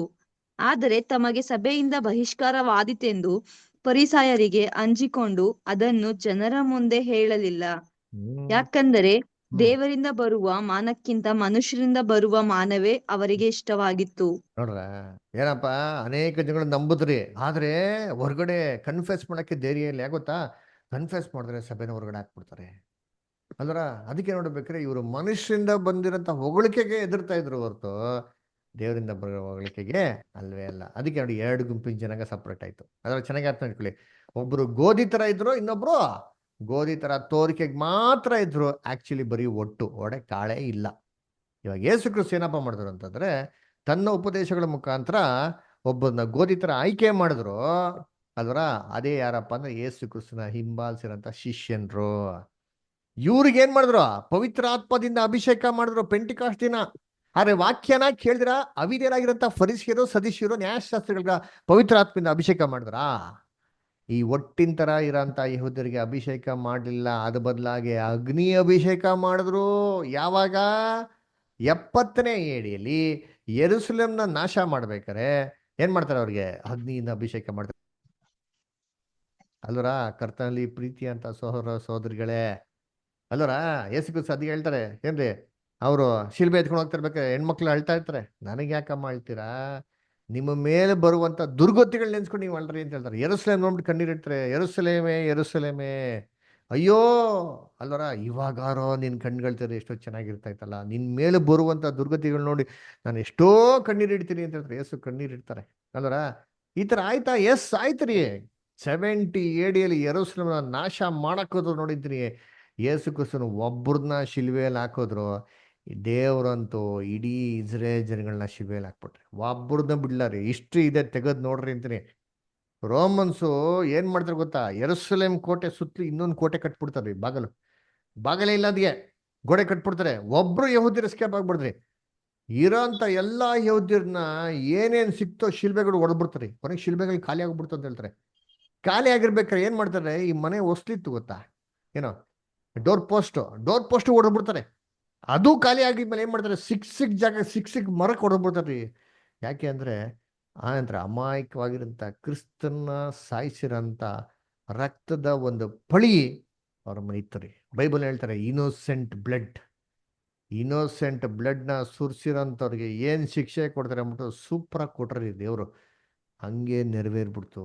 ಯೇಸು ಕ್ರಿಸ್ತು ಇರ್ಬೇಕಾದ್ರೆ ಹೇಳಿದ್ರು ಒಟ್ಟಿಗೆ ಏನ್ ಕೊಡ್ತಾರಂತೆ? ಅಗ್ನಿ ಅಭಿಷೇಕ. ಎಲ್ಲ ನಮ್ಮ ಕ್ರೈಸ್ತವ್ರು ಇದನ್ನೆಲ್ಲ ಗೊತ್ತಿಲ್ದ್ರ ಇನ್ನ ಪವಿತ್ರಾತ್ಮ ಅಭಿಷೇಕಕ್ಕೆ ಅಗ್ನಿ ಅಗ್ನಿ ಅಗ್ನಿ ಅಂತ ಕೇಳ್ತಾರೆ. ಪುಣ್ಯ ದೇವರ ಪ್ರಾರ್ಥನೆ ಆನ್ಸರ್ ಮಾಡಿಲ್ಲ. ಆನ್ಸರ್ ಮಾಡಿ ಕೊಟ್ಬಿಟ್ರೆ ಅಷ್ಟೇ ಸುಟ್ಟು ಭಸ್ಮ ಆಗೋಯ್ತಾರೆ. ಅಲ್ವರ ವಾಕ್ಯ ಓದ ನೋಡಿರ್ತೀನಿ. 1ನೇ ಥೆಸಲೋನಿಕ 2ನೇ ಅಧ್ಯಾಯ 15 ಮತ್ತು 16 ಓದ್ರಿ. First Thessalonica 2nd chapter 15 to 16. ಆಗ ಯಹೂದ್ಯರು ಕರ್ತನಾದ ಯೇಸುವನ್ನು ಪ್ರವಾದಿಗಳನ್ನು ಕೊಂದರು, ನಮ್ಮನ್ನು ಹಟ್ಟಿಬಿಟ್ಟರು. ಅವರು ದೇವರನ್ನು ಮೆಚ್ಚಿಸುವವರಲ್ಲ, ಎಲ್ಲಾ ಮನುಷ್ಯರಿಗೂ ವಿರೋಧಿಗಳಾಗಿದ್ದಾರೆ. ಅನ್ಯ ಜನರಿಗೆ ರಕ್ಷಣೆಯಾಗುವಂತೆ ಸುವಾರ್ತೆಯನ್ನು ಹೇಳುವ ನಮಗೆ ಅಡ್ಡಿ ಮಾಡುತ್ತಾರೆ. ಹೀಗೆ ತಮ್ಮ ಪಾಪ ಕೃತ್ಯಗಳನ್ನು ಎಲ್ಲಾ ಕಾಲಗಳಲ್ಲಿಯೂ ಪರಿಪೂರ್ಣ ಮಾಡುವುದಕ್ಕೆ ಹೋಗುತ್ತಾರೆ. ಆದರೆ ದೇವರ ಕೋಪವು ಅವರ ಮೇಲೆ ಸಂಪೂರ್ಣವಾಗುತ್ತಾ ಬಂತು. ಎಷ್ಟು ಕ್ಲೀನ್ ಆಗೈತೆ ನೋಡ್ರಿ ಅಂತಾನೆ. ದೇವರ ಕೋಪವು ಅವ್ರ ಮೇಲೆ ಸಂಪೂರ್ಣವಾಗಿ ಬಂತು. ಯಾಕೆ? ಅಡ್ಡಿ ಮಾಡ್ತಾರೆ ನೋಡ್ರಿ ಅಂತಾನೆ. ತಾವಂತೂ ಹೋಗಲ್ಲ, ಹೋಗೋರ್ಗೆ ಏನ್ ಮಾಡುದಂತೆ? ಬಿಹಾರದಂತೆ. ಅದರ ಅನ್ನ ಕರ್ತನೆ ಪ್ರೀತಿ ಸಹೋದರರೇ ಅಡ್ಡಿ ಮಾಡ್ತಾರಂತೆ. ಇದು ಯಹೂದ್ಯರ ಸುಗ್ಗಿ ಅಂತ್ಯ ಆಯ್ತು, ಮುಗಿದಾಯ್ತಾ? ಇವಾಗ ಸುವಾರ್ತೆ ಸುಗ್ಗಿಗೆ ಬರಂತೆ. ಸುವಾರ್ತೆ ಕಾಲ ಸುಗ್ಗಿ ಬಗ್ಗೆ ಯೇಸು ಕ್ರಿಸ್ತು ನಮ್ಗೆಲ್ಲಪ್ಪ ಹೇಳ್ತಾರೆ ಅಂದ್ರೆ ಮತ್ತೇನ ಬರ್ತಂತ ಸುವಾರ್ತೆ 13ನೇ ಅಧ್ಯಾಯ 24ರಿಂದ 30. ಅದರ ಇದು ಕೆಲವೊಂದು ವಾಕ್ಯಗಳನ್ನ ನಾವೇನ್ ಮಾಡೋಣ, ಓದೋಣ. ಅದರ ಓದಿರ್ತೀನಿ. ಮತ್ತೇನ ಬರ್ತಂತ ಸುವಾರ್ತೆ 13ನೇ ಅಧ್ಯಾಯ 24ರಿಂದ. ಅಮೃತ ಸಿಸ್ಟರ್ ಓದ್ಬೋದಾ?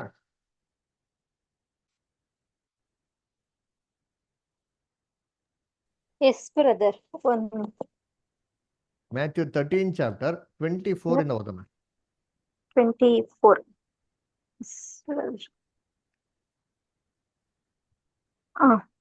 ಆತನು ಮತ್ತೊಂದು ಸಾಮ್ಯವನ್ನು ಅವರಿಗೆ ಹೇಳಿದನು.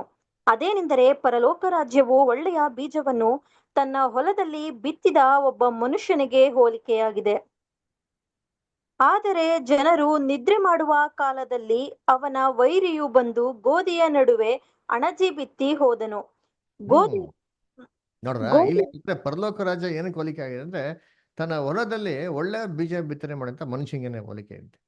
ಇವನು ನಿದ್ರೆ ಮಾಡಿದ್ಮೇಲೆ ವೈರಿಗಳು ಬಂದ್ಬಿಟ್ಟು ಏನಪ್ಪಾ ಮಾಡೋದು ಅಂದ್ರೆ ಗೋಧಿಗಳ ನಡುವೆ ಹಣಜಿನ ಬಿತ್ತನೆ ಮಾಡಿದ್ರಂತೆ. ನೆಕ್ಸ್ಟ್ ಆಮೇಲೆ ಗೋಧಿ ಸಾರಿ ಬಿಡು. ಗೋಧಿಯು ಬೆಳೆದು ಫಲಕ್ಕೆ ಬಂದಾಗ ಹಣಜಿ ಸಹ ಕಾಣಬಂತು. ಆಗ ಯಜಮಾನನ ಆಳುಗಳು ಅವನ ಬಳಿಗೆ ಬಂದು, ಅಯ್ಯ, ನೀನು ನಿನ್ನ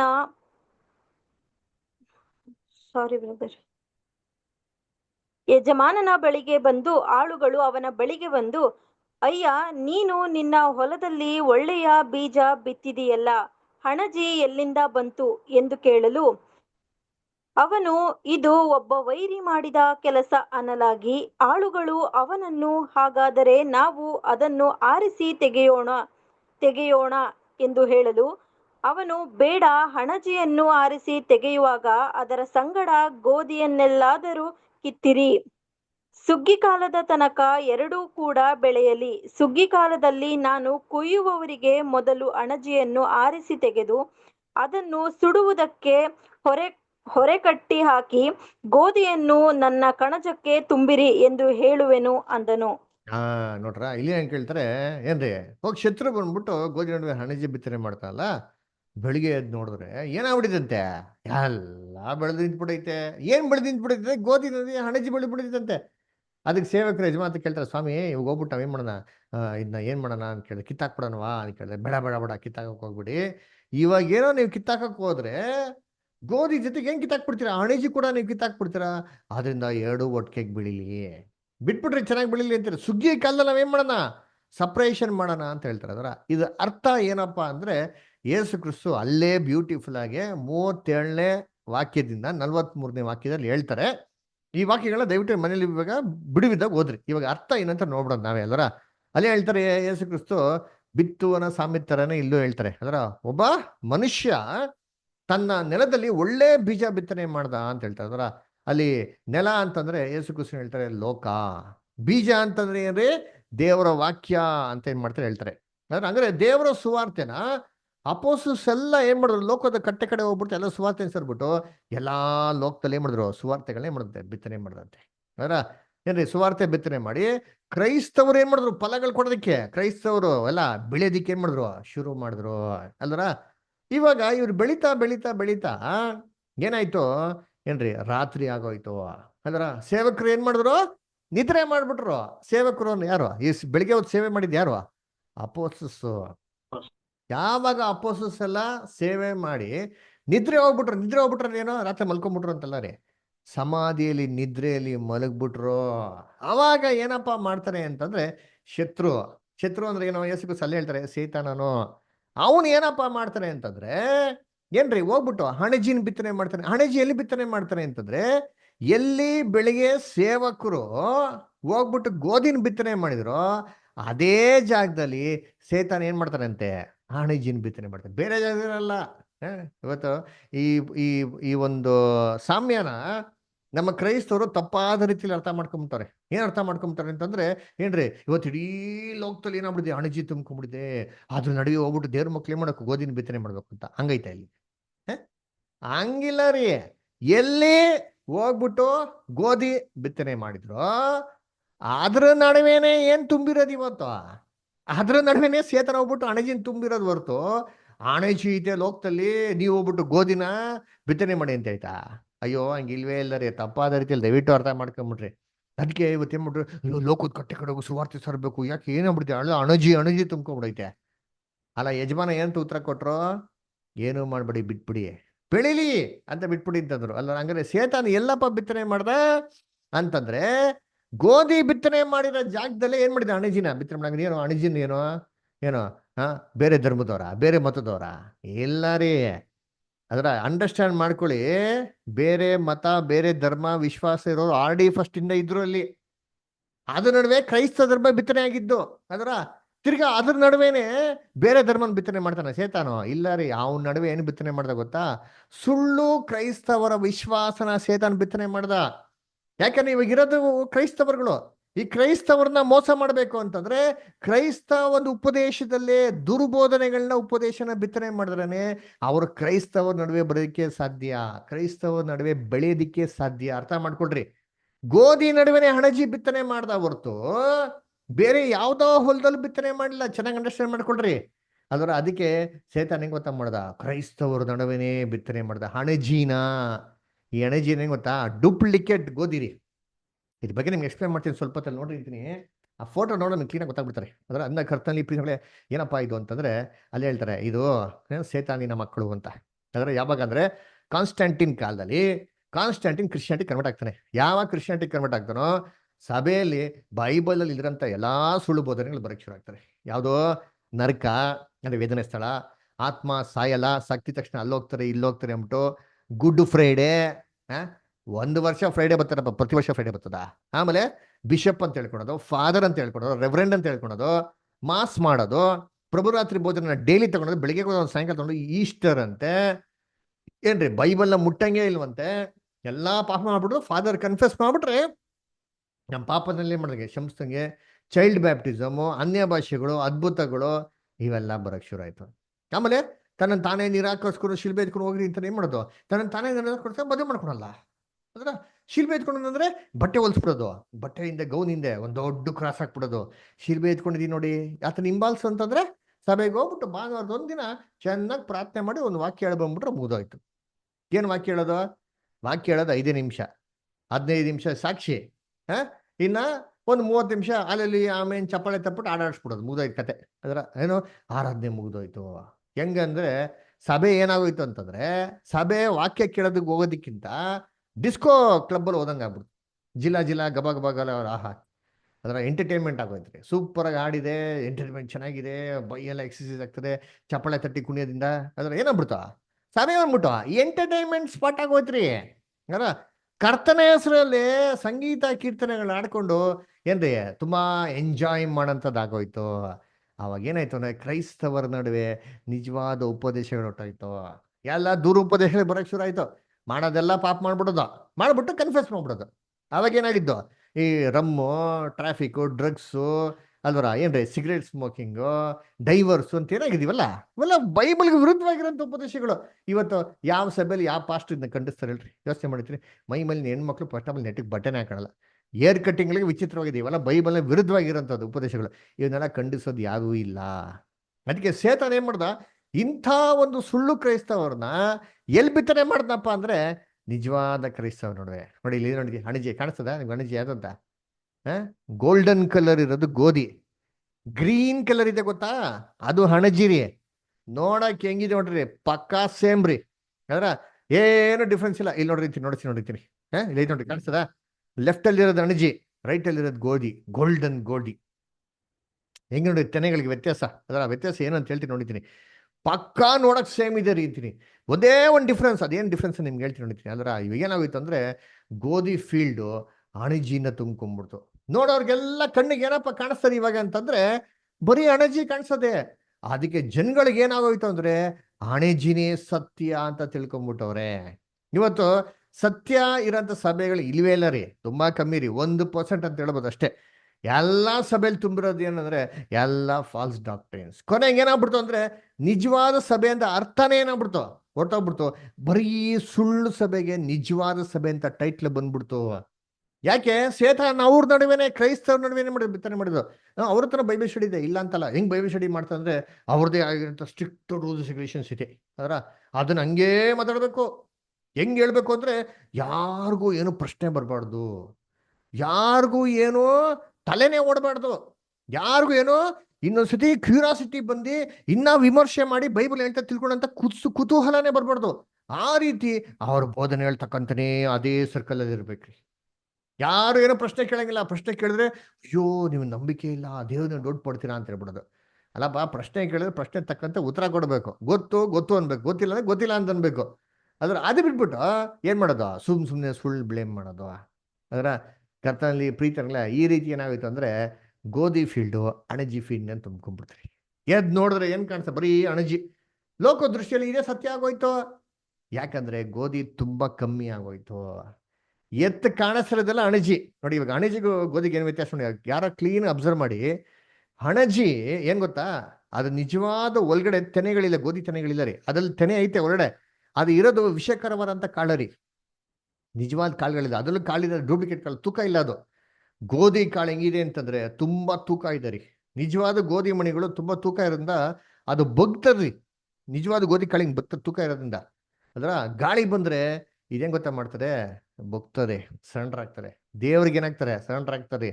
ತಗ್ಗಿಸ್ಕೊಂಡು ನಡಿಯಂತ ಕ್ರೈಸ್ತವ್ರು, ದೇವರ ವಾಕ್ಯಕ್ಕೆ ಅಧೀನರಾಗಿರೋಂಥ ಕ್ರೈಸ್ತವ್ರಿ. ಆದ್ರೆ ಈ ಅಣಜಿ ಇದೆ ಹೊಡೀತೀರಿ, ಎಷ್ಟೇ ತಲೆ ಹೊಡ್ಕೊಳ್ರಿ, ಎಷ್ಟೇ ಸತ್ಯ ಹೇಳ್ಕೊಡಿ, ಬೈಬಲ್ ಎಷ್ಟೇ ವಾಕ್ಯಗಳು ತೆಗೆದು ಎಲ್ಲಾ ಡೌಟ್ಸ್ ಏನ್ ಬೇಕು ಕ್ಲಾರಿಫೈ ಮಾಡಿ, ಸತ್ಯನೇ ಕೇಳಲ್ಲ.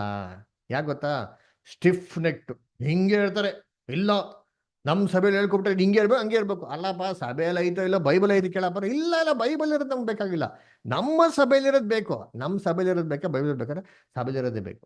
ಯಾಕೆ ಅಂದ್ರೆ ಇವ್ರಿಗೆ ಡಿನಾಮಿನೇಷನ್ ಸಿಸ್ಟಮ್ ಇಂಪಾರ್ಟೆಂಟ್ ಆಯ್ತು ಹೊರತು ಸತ್ಯವೇದ ಇಂಪಾರ್ಟೆಂಟೇ ಅಲ್ಲ.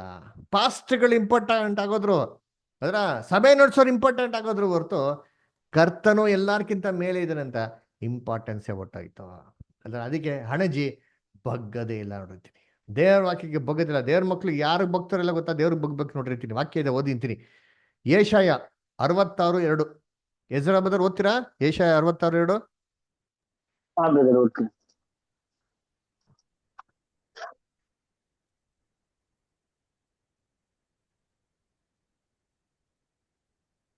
ಹೌದು, ನನ್ನ ಕೈಯಿಂದಲೇ ಇವುಗಳೆಲ್ಲ ಉಂಟಾದವು. ನಾನು ಕಟಾಕ್ಷಿಸುವವನು ಎಂಥವನೆಂದರೆ, ದೀನನು ಮನಮುರಿದವನು, ನನ್ನ ಮಾತಿಗೆ ಭಯಪಡುವವನು ಆಗಿರುವವನೇ. ನೋಡ್ರ, ಯಾರಂತೆ ದೇವ್ರು ಕಟಾಕ್ಷಿಸೋದು? ದೀನನು ಮನಮುರಿದವನು. ಎಲ್ಲಾ ಸಭೆಯಲ್ಲಿ ಪ್ರಾರ್ಥನೆ ಮಾಡ್ಬೇಕು. ದೀನರು ಮನಮುರಿದವರು ಕಣ್ಣೀರಿಟ್ಟು ಪ್ರೇಯರ್ ಮಾಡ್ತಾರೆ, ಅಲ್ಲೇ ನಿನ್ಸ್ಬಿಡ್ತಾರೆ. ಮುಂದಕ್ಕೆ ಐತಲ್ಲ ವಾಕ್ಯ, ಏನ್ ಹೇಳ್ತಾರೆ? ನನ್ನ ವಾಕ್ಯಕ್ಕೆ ಏನ್ರಿ ಭಯಪಡೋನು. ಎಲ್ಲ ವಾಕ್ಯ ನೋಡು ಎದುರು ಕೂತ ಭಯಪಟ್ಟು ಓಡೋಗ್ಬಿಡ್ತಾರೆ. ಅದೇ ಹೇಳ್ತಲ್ಲ, ಭಯ ಪಡೋನು ಏನ್ರಿ, ವಾಕ್ಯ ಹಂಗಿದ್ಯಾ, ಅಯ್ಯೋ ದೇವ್ರೇ ನನ್ ತಪ್ಪಾಯ್ತು ಕರ್ತನೆ, ನಾನು ಕ್ಷಮಿಸ್ಬಿಡು, ನಿನಗೆ ಸಾಷ್ಟಾಂಗ ನಮಸ್ಕಾರ ಮಾಡ್ಬಿಡ್ತೀನಿ ಕರ್ತನೆ, ನೀನ್ ಹೇಳ್ದಂಗೆ ಕೇಳ್ತೀನಿ ಕರ್ತನೆ ಅಂತ ಅನ್ಬಿಟ್ಟು ಹೇಳೋನೇ ನಿಜವಾದ ಕರ್ತ ಏನ್ರಿ ಕ್ರೈಸ್ತವನು. ಇವನ್ನ ನೋಡಿ ದೇವ್ರ ಕಟಾಕ್ಷಿಸ್ತಾರಂತೆ. ಯಾಕೆ ಗೊತ್ತಾ, ಇದೇನು ನಿಜವಾದ ಗೋಧಿ ಮಣಿ. ಇಂಥ ಗೋಧಿ ಮಣಿನ ಹುಡ್ಕೋದಿಕ್ಕೆ ಕರ್ತನು ಬರೋದು. ಅದಕ್ಕೆ ಹೇಳ್ತಾರೆ, ಇದನ್ನ ಬೆಳೆಯಕ್ ಬಿಡ್ರಿ. ಅದರ ಸೇವಕರು ಬಂದಿದ್ದ, ಸ್ವಾಮಿ ಹಿಂಗ್ ಮಾಡ್ಬಿಟ್ಟಿದ್ದಾರೆ, ಏನ್ ಮಾಡೋಣ, ಬಿಟ್ಬಿಡು, ಏನು ಮಾಡಕ್ ಹೋಗ್ಬೇಡ. ನೀನು ಕಿತ್ತಾಕಕ್ ಹೋದ್ರೆ ನಿಜವಾದ ಗೋಧಿ ಮಣಿ ಕೂಡ ಹೋಗ್ಬಿಡ್ತಾರೆ. ಸೇತಾನ್ ಪ್ಲಾನ್ ಅದೇ ಇದ್ದಿದ್ರಿ. ಇದು ಡಾರ್ಕ್ ಏಜಸ್ ಅಲ್ಲಿ ಇದೆಲ್ಲ ನೋಡೋಣ ಯಾವಾಗ ಆಯ್ತು. ನೀವೆಲ್ಲ ಕ್ಲಾಸ್ಗಳಿದೆ, ಮುಂದೆ ಬರೋ ಕ್ಲಾಸಸ್ ಅಲ್ಲಿ ಅಲ್ವರ ಕ್ರಿಸ್ತ ವಿರೋಧಿಯ ಪಾಠ ಇದೆ. ಆ ಪಾಠದ ಎಲ್ಲ ಡೀಟೇಲ್ ಆಗಿ ಹೇಳ್ತೀರಿ ಯಾವಾಗ ಬಂತು ಅಂತ. ಅದರ ಎಲ್ಲ ದುರ್ಬೋಧನೆಗಳು ಸಭೆಯಲ್ಲಿ ಬರಕ್ ಶುರು ಆಯ್ತು ನೋಡ್ರಿತೀನಿ. ಅದರ ಸೇತಾನ್ ಉದ್ದೇಶ ಏನಂದ್ರೆ ನಿಜವಾದ ಕ್ರೈಸ್ತವರು ಇಲ್ದಿ ರೀತಿಲಿ ಮಾಡೋಣ ಅಂತ. ಅದ್ರ ದೇವ್ರು ಬಿಡ್ಲಾರಿ, ದೇವ್ರ ಮಕ್ಳು ಎಲ್ಲೋ ಒಂದ್ ಕಡೆ ಮಾಡಿದ್ರು ಇಟ್ಟಿದ್ರು. ಸ್ವಲ್ಪ ಜನ ಅವರೇ ನೋಡ್ರಿರ್ತೀನಿ ಅಲ್ವರ. ಅದಕ್ಕೆ ನೋಡಿ ಬೈಬಲ್ ಕ್ಲಾಸ್ಗೆ 150 ಜನಕ್ಕೆ ಫೋನ್ ಮಾಡ್ತೀರಿ. ಎಷ್ಟು ಜನಕ್ಕೆ? 150 ಹೊಸೊಬ್ರು. ಅದರ 8 ಗಂಟೆ ಕ್ಲಾಸ್ಗೆ 150 ಜನಕ್ಕೆ ಫೋನ್ ಮಾಡಿದ್ರೆ ಬಂದಿರೋದು ಎಷ್ಟೇ? Not even 10%. ಅಂಡರ್ಸ್ಟ್ಯಾಂಡ್ ಮಾಡ್ಕೊಳ್ರಿ. ಅದರ ಯಾಕಂದ್ರೆ ಅಣಜಿ ಜಾಸ್ತಿ ಇವತ್ತು, ಗೋಧಿ ಏನ್ರಿ ತುಂಬಾ ಕಮ್ಮಿ. ಗೋಧಿಗೆ ದೇವ್ರ ಮೇಲೆ ಪ್ರೀತಿ ರೀ, ತಗ್ಗಿಸ್ಕೊಂಡು ನಡೀತಾರೆ. ಅಣಜಿ ಆದ್ರೆ ಬೇರೆ ಎಲ್ಲಾ ಕೆಲ್ಸಗಳಿಗೆ ಟೈಮ್ ಇದೆ, ದೇವ್ರಿಗೆ ಟೈಮ್ ಕೊಡೋಕೆಲ್ಲ ಹತ್ರ ಟೈಮ್ ಇಲ್ಲ. ಅದಕ್ಕೆ ಯೇಸು ಕ್ರಿಸ್ತ ಅಂತಂದ್ರು, ಬಿಟ್ಬಿಡು, ಬಿಡ್ಲಿ ಬರಲ್ಲ, ತಲೆ ಕೆಡ್ಸ್ಕೊಂಬಿಡ. ಇನ್ನು ಸುಗ್ಗಿ ಕಾಲದಲ್ಲಿ ಸೇವಕರನ್ನ ಕಳಿಸ್ತೀರಿ ಅಂತಂದ್ರು. ಇವಾಗ ನಾವಿರೋದು ಯಾವ ಕಾಲ? ಬಿತ್ತನೆ ಮಾಡಕ್ಕಾಲನ. ಇವಾಗ ನಾವಿರೋದು ಸುಗ್ಗಿ ಕಾಲ ರೀ. ಯೇಸು ಕ್ರಿಸ್ತ ಏನಂತಂದ್ರು, ಸುಗ್ಗಿ ಮಾಡಕ್ ಹೋಗ್ರಿ, ಇವಾಗ ಕುಯ್ರಿ ಅಂತ ಹೇಳ್ತಾರೆ. ಕ್ರೈಸ್ತವ್ರನ್ನೆಲ್ಲ 2000 ವರ್ಷದ ಮುಂಚೆ ಬೀಜ ಹಾಕ್ಬಿಟ್ಟು ಬೆಳೆದ್ ನಿಂತವ್ರೆ. ಇವತ್ತು ಕ್ರೈಸ್ತವನ್ನ ಕುಯ್ಯಕ್ ಹೋಗ್ಬೇಕ್ರಿ. ಅಂದ್ರ ಇವಾಗ ನಮ್ಮ ಕ್ರೈಸ್ತವ್ರ ಪಾಪ ಇದು ಗೊತ್ತೇ ಇಲ್ದ್ರ, ಇವಾಗ ಬಿತ್ತನೆ ಮಾಡ್ತಾರೆ. ಹಳ್ಳಿಗಳಿಗೆ ಹೋಗ್ಬಿಟ್ಟು ಸುವಾರ್ತೆ ಸಬಿಟ್ಟು ಕ್ರೈಸ್ತವ್ರ ಆಗ ಏನ್ ಮಾಡೋದು ಇವತ್ತು ಕನ್ವರ್ಟ್ ಮಾಡೋದು. ಕನ್ವರ್ಟ್ ಮಾಡಕ್ಕೆ ಯೇಸು ಕ್ರಿಸ್ತ ಹೇಳಾರ? ಯೋಚನೆ ಮಾಡ್ರಿ. ಇವಾಗ ಕನ್ವರ್ಟ್ ಮಾಡಕ್ ಕೆಲಸ ಅಲ್ಲ ರೀ. ಆಲ್ರೆಡಿ ಎಷ್ಟೋ ಜನ ಕ್ರೈಸ್ತವ್ರು ಬೆಳೆದಿಂತವ್ರೆ, ಅವ್ರಿಗೆ ಸತ್ಯ ಗೊತ್ತಿಲ್ಲ ರೀ. ಅವ್ರಿಗೋಗಿ ಏನ್ ಮಾಡಕ್ ನಾವು ಸತ್ಯ ತಿಳಿಸ್ಬೇಕು. ಯೇಸು ಕ್ರಿಸ್ತ ಅಂತಂದ್ರು ನೋಡಿ, ಮ್ಯಾಥ್ಯೂ 7:6 ಓದಿ, ಮತ್ತೆ 7ನೇ ಅಧ್ಯಾಯ 6ನೇ ವಾಕ್ಯ ಓದ್ರಿ.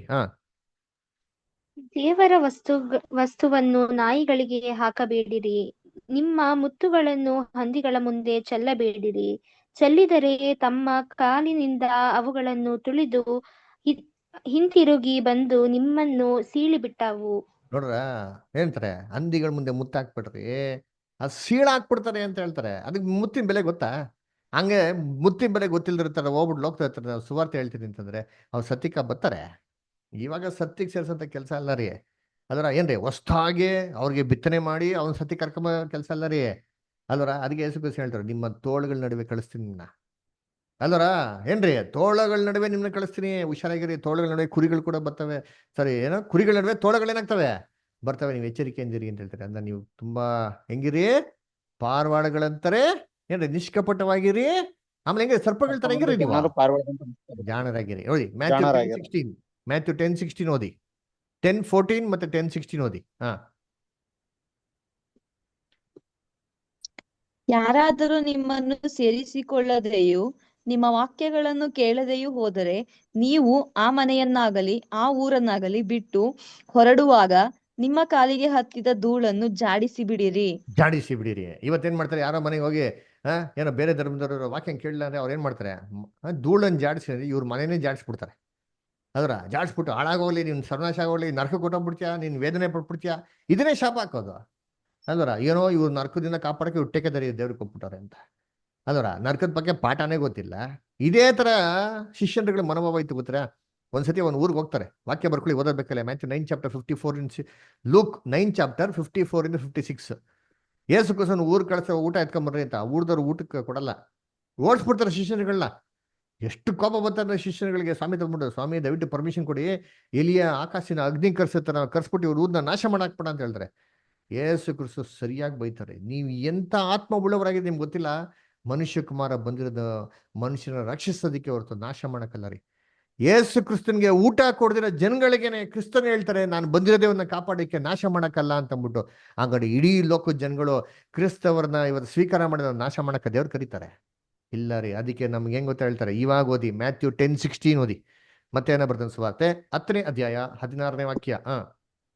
ನೋಡಿರಿ, ತೋಳಗಳ ನಡುವೆ ಕುರಿಗಳನ್ನು ಹೋಗಿಸಿದಂತೆ ನಾನು ನಿಮ್ಮನ್ನು ಕಳುಹಿಸಿ ಕೊಡುತ್ತೇನೆ.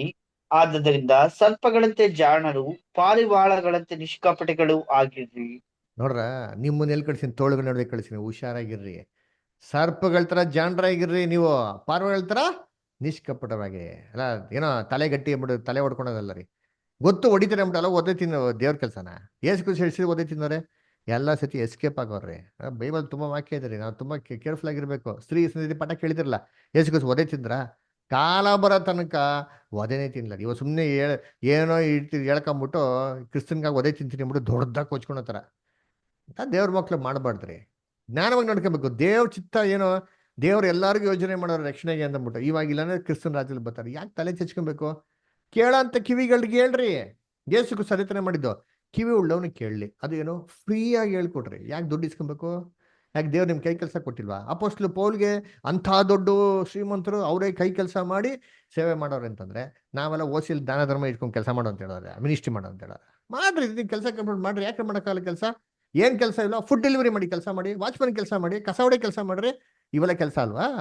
ಕಾರಲ್ಲೇ ಟಿಪ್ ಟಾಪ್ ಆಗಿ ಸೂಟು ಬುಟ್ ಹಾಕೊಂಡು ತಿರ್ಗಾಡ್ಬೇಕಾ? ಯೋಚನೆ ಮಾಡ್ರಿ. ಯೇಸು ಕ್ರಿಸ್ತನ ಕಾಲದಲ್ಲಿ, ಆ ಕಾಲದಲ್ಲಿ ಯೇಸು ಕ್ರಿಸ್ತನ್ಗೆ ಅಗೇನ್ಸ್ಟ್ ಆಗಿದ್ದವ್ರು ಯಾರಪ್ಪ ಅಂತಂದ್ರೆ ಯಾರು ಅಲ್ಲ ರೀ. ಕಾಮನ್ ಪೀಪಲ್ ಎಲ್ಲ, ಫರಿಸೇರು ಸದೀಶ ಸಿಸ್ಟಮ್ ನಲ್ಲಿ ಇದ್ದಂತ ಉಪದೇಶಕರು, ಬೋಧಕರು.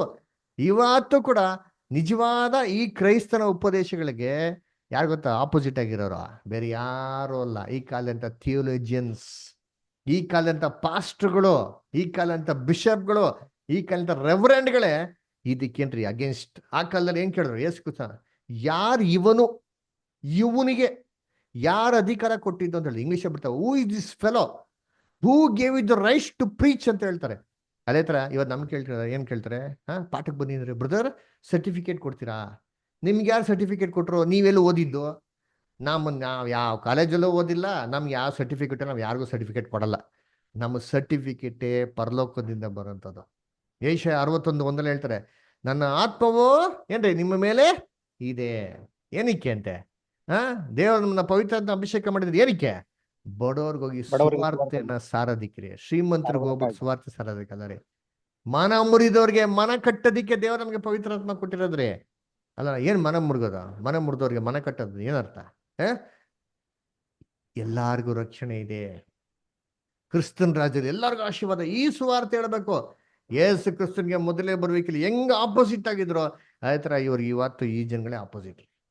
ಯೇಸು ಕ್ರಿಸ್ತ ಎಷ್ಟು ಸುವಾರ್ತೆ ಸರ್ದು ಹೇಳ್ಕೊಟ್ರು ಸರಿ, ಜನಗಳಿಗೆ ಕೇಳೋದಕ್ಕೆ ಇಂಟ್ರೆಸ್ಟ್ ಇದ್ರು ಸರಿ, ಆ ಜನಗಳನ್ನ ಕಂಪ್ಲೀಟ್ ಬಾಕ್ಲಾ ಮಾಡಿದ್ದು ಯಾರಪ್ಪ ಅಂದ್ರೆ ಇವ್ರು ಫರಿಸೇಯರು. ಜ್ಞಾನಕ್ಕೆ ಸಾಧಕವಾಗಿ ಬಿಗಿದ್ಕೆನೆ ಎತ್ಬಿಡ್ತಾ ಇದ್ರು ನೋಡಿದ್ರಿ. ಯೇಸು ಕ್ರಿಸ್ತ ಎಷ್ಟು ನೀಟಾಗಿ ಹೇಳ್ಕೊಡೋರು ಅಂದ್ರೆ, ಆ ವಾಕ್ಯನೇ ಕೇಳಬಾರ್ದು, ಕೇಳಿದ್ರ ರೀತಿಲಿ ಆ ಜ್ಞಾನನೇ ಬರ್ದೈತಿ ಎತ್ಬಿಡೋರು. ಯೇಸು ಕ್ರಿಸ್ತನ ಕೂಟುಗಳಿಗೆ ಹೋಗದ ರೀತಿಯಲ್ಲಿ ತಡೆ ಮಾಡೋರು, ಅದರ ಅಡಚಣೆ ಮಾಡೋರು ನೋಡಿರ್ತೀನಿ. ಯೇಸು ಕ್ರಿಸ್ತನ ಹಿಂಸೆ ಕೊಡೋರು, ಯೇಸು ಕ್ರಿಸ್ತ ಇಲ್ಲಿದೆ ಅಂತ ತಪ್ಪ ರೀತಿಯಲ್ಲಿ ಆಪಾದನೆ ಮಾಡೋರಿ. ಅದರ ಅವ್ನ ವ್ಯಭಿಚಾರಿಗಳಿಗೆ ಫ್ರೆಂಡು ಕುಡುಕನು, ಅವ್ನು ಹಿಂಗೆ ಹಂಗೆ ಅಂತ ಅನ್ಬಿಟ್ಟು ಅದರ ಎಲ್ಲ ಯೇಸು ಕ್ರಿಸ್ತನ ಹೆಸರನ್ನು ಕೆಡಿಸೋರು ನೋಡಿರ್ತೀನಿ. ಅದರ ಯಾಕೆಂದ್ರೆ ಯೇಸು ಕ್ರಿಸ್ತನ ಉಪದೇಶ ಆಪೋಸಿಟ್ ಆಗಿತ್ತು. ಆದ್ರೆ ದೇವ್ರದಲ್ಲಿ ಸತ್ಯವಾಗಿತ್ತಂತೆ. ಅದಕ್ಕೆ ನೋಡ್ದ ಎಷ್ಟೋ ಜನ ಸತ್ಯನ ಅರಿಕೆ ಮಾಡಿ ಒಪ್ಕೊಂಡ್ರಂತೆ ಪ್ರಧಾನರಲ್ಲಿ. ಆದ್ರೆ ಆ ಪ್ರಧಾನರಲ್ಲಿ ಎಷ್ಟೋ ಜನ ಏನ್ರಿ ಎದುರ್ಕೊಂಡ್ರಂತೆ ಯೇಸು ಕ್ರಿಸ್ತನ ಕನ್ಫೆಸ್ ಮಾಡ್ಕಕ್ಕೆ ಸಭೆನ ಹೊರಗಡೆ ಆಗ್ತದೆ. ಇವತ್ತು ಕೂಡ ಅದೇ ರೀ, ಎಷ್ಟೋ ಜನರಿಗೆ ಸತ್ಯ ಚೆನ್ನಾಗಿ ಗೊತ್ತು, ಈ ಸತ್ಯ ನಿಜವಾದ ಸತ್ಯ ಅಂತ. ಆದ್ರೆ ಇನ್ನು ಹರಿಕೆ ಮಾಡಿ ಧೈರ್ಯವಾಗಿ ಸತ್ಯ ನಿಂತ್ಕೊಳಕ್ಕೆ ಧೈರ್ಯ ಇಲ್ಲ. ಯಾಕೆ ಗೊತ್ತಾ?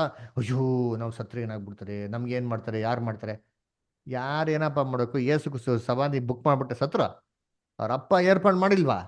ಅದರ ನಮ್ಮಪ್ಪ ನಮಗೂ ಮಾಡ್ತಾರೆ ಅಂದ್ಬಿಟ್ಟು ನಂಬಿಕೆ ನಮ್ಗೆ ಏನಾಗಿರ್ಬೇಕ್ರಿ. ಅದರ ಕರ್ತನಲ್ಲಿ ಸೇಮ್ ಮೊದಲನೇ ಸುಗ್ಗಿಯಲ್ಲಿ ಹೆಂಗ್ ನೋಡಿತು ಅದೇ ಥರ ಎರಡನೇ ಸುಗ್ಗಿಯಲ್ಲಿ ಅದರ ಸೇಮ್ ಹಿಂಸೆಗಳು, ಸೇಮ್ ರೀತಿ ಪರ್ಸಿಕ್ಯೂಷನ್ಸ್. ಇವಾಗ ಮೊದಲನೇ ಬರುವಿಕೆಯಲ್ಲಿ ಏನ್ ಮಾಡಿದ್ರು? ಯೇಸು ಕ್ರಿಸ್ತ ಮಾಡಿದ್ರು, ಶಿಷ್ಯನ ಕರ್ಬಿಟ್ಟು ಸುಗ್ಗಿನ ಮಾಡಿಸಿದ್ರ.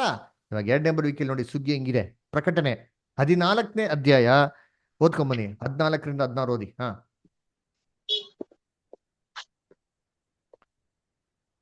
Revelation 14 chapter 14 to 16. ನಾನು ನೋಡಲಾಗಿ ಇಗೋ, ಪ್ರಕಾಶಮಾನವಾದ ಒಂದು ಮೇಘವು ನನಗೆ ಕಾಣಿಸಿತು. ಆ ಮೇಘದ ಮೇಲೆ ಮನುಷ್ಯ ಕುಮಾರನಂತಿದ್ದವನೊಬ್ಬನು ಕೂತುದನ್ನು ಕಂಡೆನು. ಅವನ ತಲೆಯ ಮೇಲೆ ಚಿನ್ನದ ಕಿರೀಟವು, ಆತನ ಕೈಯಲ್ಲಿ ಹದವಾದ ಕುಡುಗೋಲು ಇದ್ದವು. ಆಗ ದೂತನಾದ ಮತ್ತೊಬ್ಬನು ದೇವಾಲಯದೊಳಗಿಂದ ಬಂದು ಮೇಘದ ಮೇಲೆ ಕುಳಿತಿದ್ದ ಆತನಿಗೆ, ಭೂಮಿಯ ಪೈರು ಮಾಗಿ ಒಣಗಿದೆ, ಕೊಯ್ಯುವ ಕಾಲ ಬಂತು, ನಿನ್ನ ಕುಡುಗೋಲನ್ನು ಹಾಕಿ ಕೊಯ್ಯಿ ಎಂದು ಮಹಾಶಬ್ದದಿಂದ ಕೂಗಿದನು. ನೋಡ್ರ ಏನ್ರಿ, ಮಾಗಿದೆ, ಕುಯ್ಯಂತ ಕಾಲ ಬಂತು, ಕುಯ್ವಿ. ಇವಾಗ ಕುಯ್ಯ ಕಾಲ ರೀ, ಹೋಗಿ ಬಿತ್ತನೆ ಮಾಡೋದಲ್ಲ, ಚೆನ್ನಾಗಿ ಕುಯ್ಬೇಕ್ರಿ ಅಲ್ವರ. ಅದಕ್ಕೆ ನೋಡ್ಬೇಕ್ರಿ ಕರ್ತನಲ್ಲಿ ಪ್ರಿಯಗಳೇ, ಇದಕ್ಕೆ ಕುಡುಗೋಲು ಬೇಕು. ಕುಡುಗೋಲನ್ನು ಏನ್ರಿ? ಹದವಾದ ಕುಡುಗೋಲು, ದೇವರ ವಾಕ್ಯ, ಇಬ್ಬಾಯಿ ವಾಕ್ಯ. ಅದರ ಇಬ್ಬಾಯಿ ಕತ್ತಿಂತಿದೆ ಅಂತ ವಾಕ್ಯ ಬೈಬಲ್ ಓದ್ತಿರಲ್ವಾ? ಅದರ ಯೇಸು ಕ್ರಿಸ್ತ ಅದಕ್ಕೆ ಹೇಳಿದ್ರು, ನಾನು ಸಮಾಧಾನ ತರಕ್ ಬರ್ಲಿಲ್ಲ, ಭೂಮಿಯಲ್ಲಿ ಏನ್ ತರಕ್ ಬಂದಿದ್ದೀನಿ? ಖಡ್ಗವನ್ನು ತರಕ್ ಬಂದಿದ್ದೀನಿ ಅಂತ ಹೇಳ್ತಾರೆ. ಓದಿ ಮ್ಯಾಥ್ಯೂ 10 chapter 34 ಇಂದ ಓದ್ರಿ ಬುಧಾರ. ಭೂಲೋಕದ ಮೇಲೆ ಸಮಾಧಾನ ಹುಟ್ಟಿಸುವುದಕ್ಕೆ ಬಂದೆನೆಂದು ನೆನೆಸಬೇಡಿರಿ. ಸಮಾಧಾನವನ್ನು ಹುಟ್ಟಿಸುವುದಕ್ಕೆ ನಾನು ಬಂದಿಲ್ಲ, ಖಡ್ಗವನ್ನು ಹಾಕುವುದಕ್ಕೆ ಬಂದೆನು. ಹೇಗೆಂದರೆ ಮಗನಿಗೂ ತಾಯಿಗೂ, ಮಗಳಿಗೂ ತಾಯಿಗೂ, ಸೊಸೆಗೂ ಅತ್ತೆಗೂ ಭೇದ ಹುಟ್ಟಿಸುವುದಕ್ಕೆ ಬಂದೆನು. ಹೀಗೆ ಒಬ್ಬ ಮನುಷ್ಯನಿಗೆ ಅವನ ಮನೆಯವರೇ ವೈರಿಗಳಾಗುವರು. ತಂದೆಯ ಮೇಲಾಗಲಿ ತಾಯಿಯ ಮೇಲಾಗಲಿ ನನ್ನ ಮೇಲೆ ಇಡುವುದಕ್ಕಿಂತ ಹೆಚ್ಚಾದ ಮಮತೆಯನ್ನಿಡುವವನು ನನಗೆ ಯೋಗ್ಯನಲ್ಲ. ನೋಡ್ರ ಹೇಳ್ತಾರೆ, ನಾನು ಬಂದಿರೋದು ಸಮಾಧಾನ ತರ, ಖಡ್ಗವನು ಅಪ್ಪ. ಏನ್ ಖಡ್ಗ? ಸತ್ಯನ ಹೇಳ್ತಾ ಇದ್ರೆ ಮನೇಲಿ ಒಬ್ರು ಕೇಳ್ತಾರೆ, ಒಬ್ರು ಕೇಳಲ್ಲ. ಯಾರು ಕೇಳ್ತಾರೆ? ತಂದೆ ಕೇಳಿದ್ರೆ ಮಗ ಕೇಳಲ್ಲ, ಅದರ ಅಮ್ಮ ಕೇಳಿದ್ರೆ ಮಗಳು ಕೇಳಲ್ಲ. ಇವಾಗ ಏನಾಗ್ತಾರೆ? ನಿಮ್ಮಲ್ಲಿ ಡಿಫ್ರೆನ್ಸ್ ಬರ್ತಾರೆ. ಅದರ ಗಂಡನ್ಗೂ ಹೆಂಡತಿಗೂ, ಮಗನ್ಗೂ ತಂದೆಗೂ, ಮಗಳಿಗೂ ತಾಯಿಗೂ, ಅತ್ತೆಗೂ ಸೊಸೆಗೆ ಬಂದ್ಬಿಡ್ತಾರೆ ಅಂತಂದ್ರೆ ಯಾಕೆ ಗೊತ್ತಾ? ಸತ್ಯನ ಒಬ್ರು ಕೇಳ್ತಾರೆ, ಒಬ್ರು ಕೇಳ. ಯೇಸು ಕ್ರಿಸ್ತ ಮೊದಲ ಮೇಲೆ ಹಂಗಿತನಾಗಿದ್ದು, ಎರಡನೇ ಬ್ರಿಕಲ್ ಸೇಮ್ ಹಿಂಗೆ ರೀ ಅಲ್ವರ. ಅನ್ನ ಕರ್ತನಲ್ಲಿ ಪ್ರಿಯಗಳೇ, ಇದೇ ಡಿವಿಷನ್ಸ್ ತರ ಅಂತದ್ದು ಅಲ್ವರ. ಅದಕ್ಕೆ ಏನ್ ಮಾಡ್ತಾರೆ ಏನ್ರಿ, ಈ ಒಟ್ಟನ್ನೆಲ್ಲ ಸೇರಿಸಿ ಗಂಟಾಕಿ ಅಂತ ಹೇಳ್ತಾರೆ. ಏನಕ್ಕೆ ಗಂಟಾಕಿ ಅನ್ನೋ ಅರ್ಥ ಏನ್ ಗೊತ್ತಾ? ತುಂಬಾ ಚೆನ್ನಾಗಿದೆ ವಾಕ್ಯ ಓದಂತೀರಿ. 2ನೇ ಥೆಸಲೋನಿಕ 2ನೇ ಅಧ್ಯಾಯ 8ರಿಂದ 12 ಓದಿ.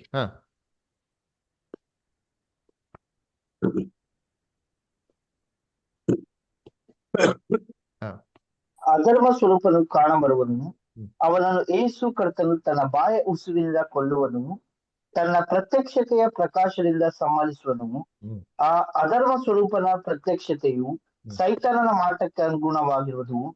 ಅದು ಮೋಸಗೊಳಿಸುವ ಸಕಲ ವಿಧವಾದ ಮಾತು ಕಾರ್ಯ, ಸೂಚಕ ಕಾರ್ಯ, ಅದ್ಭುತ ಕಾರ್ಯ ಇವುಗಳಿಂದಲೂ ದುರ್ನೀತಿಯ ಎಲ್ಲಾ ವಂಚನೆಯಿಂದ ಕೂಡಿ ನಾಶನ ಮಾರ್ಗದಲ್ಲಿರೋಗೋಸ್ಕರ ಸಂಭವಿಸುವುದು. ಯಾರು ಸಂಭವಿಸ್ತದಂತೆ? ಈ ಅದ್ಭುತಗಳು ಸೂಚಕಗಳು ಯಾರು ಸಂಭವಿಸ್ತದೆ? ಸತ್ಯವನ್ನು ಪ್ರೀತಿ ಮಾಡದೆ, ಸತ್ಯವನ್ನು ನಂಬದೇ ಇರೋಂತ ಕಾರಣದಿಂದ ದೇವರೇ ಸುಳ್ಳನ್ನು ನಂಬುವಂತ ಭ್ರಮೆನ ಬಿಡ್ತಾರಂತೆ. ಈ ಕಟ್ಟಲ್ಲಿ ಕಟ್ಟಾಕ್ತಾರೆ. ಯಾಕೆ ಗೊತ್ತಾ? ಇವ್ರಿಗೇನ್ ಬೇಕು? ಇವ್ರಿಗೆ ಅದ್ಭುತನೇ ಬೇಕು. ದೇವ್ರು ಆಯ್ತಪ್ಪ ಕಂದ, ನೀಗ ಅದಲ್ಲೇ ಇರಪ್ಪ, ನಿಂಗೆ ಸತ್ಯ ಬೇಡವಾ? ಅದಲ್ಲೇ ಇರು ಅಂತ ಏನ್ ಮಾಡ್ತಾರೆ? ಬಿಡ್ತಾರೆ, ಆ ಕಟ್ಟಲ್ಲಿ ಕಟ್ಟಾಕ್ತಾರೆ.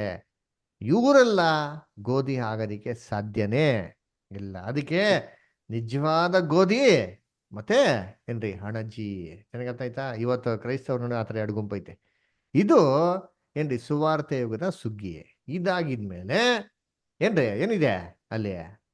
ಕ್ರಿಸ್ತನ ರಾಜ್ಯದಲ್ಲಿ ಆಗುವಂತ 3ನೇ ಸುಗ್ಗಿ. ಅದರ ಸರಿ, ಕ್ರಿಸ್ತನಾಗಂತ ಮೂರನೇ ಸುಗ್ಗಿ ಬಯಲು ಕೊಟ್ಟಾರೆ ಮತ್ತೆ 25ನೇ ಅಧ್ಯಾಯ 31-41 ನಮಗೆ ಕೊಟ್ಟಿದ್ರೆ ಅಲ್ರ. ಇದನ್ನ ನಾವು ಆಲ್ರೆಡಿ ನ್ಯಾಯ ತೀರ್ಪಿನ ಪಾಠದಲ್ಲಿ ಓದಿದ್ರಿ. ಓಕೆನಾ, ನಾವು ಸ್ವಲ್ಪ ವಾಕ್ಯಗಳು ಮಾತ್ರ ಏನ್ ಮಾಡೋಣ ಓದೋಣ. ಇಲ್ಲೇನಂತಂದ್ರೆ ಯೇಸು ಕ್ರಿಸ್ತು ಏನ್ರಿ ಕುರಿಗಳು ಮತ್ತೆ ಆಡುಗಳನ್ನ ಎಂತಾರೆ ಸಪ್ರೇಟ್ ಮಾಡೋದ್ ಬಗ್ಗೆ ಅದರ ಕೆಲವೊಂದು ವಾಕ್ಯಗಳು ಮಾತ್ರ ಓದೋಣ. ಮ್ಯಾಥ್ಯೂ 25th ಚಾಪ್ಟರ್ ಬದ 25th ಚಾಪ್ಟರ್ ಅಲ್ಲಿ ವರ್ಸಸ್ 33-34.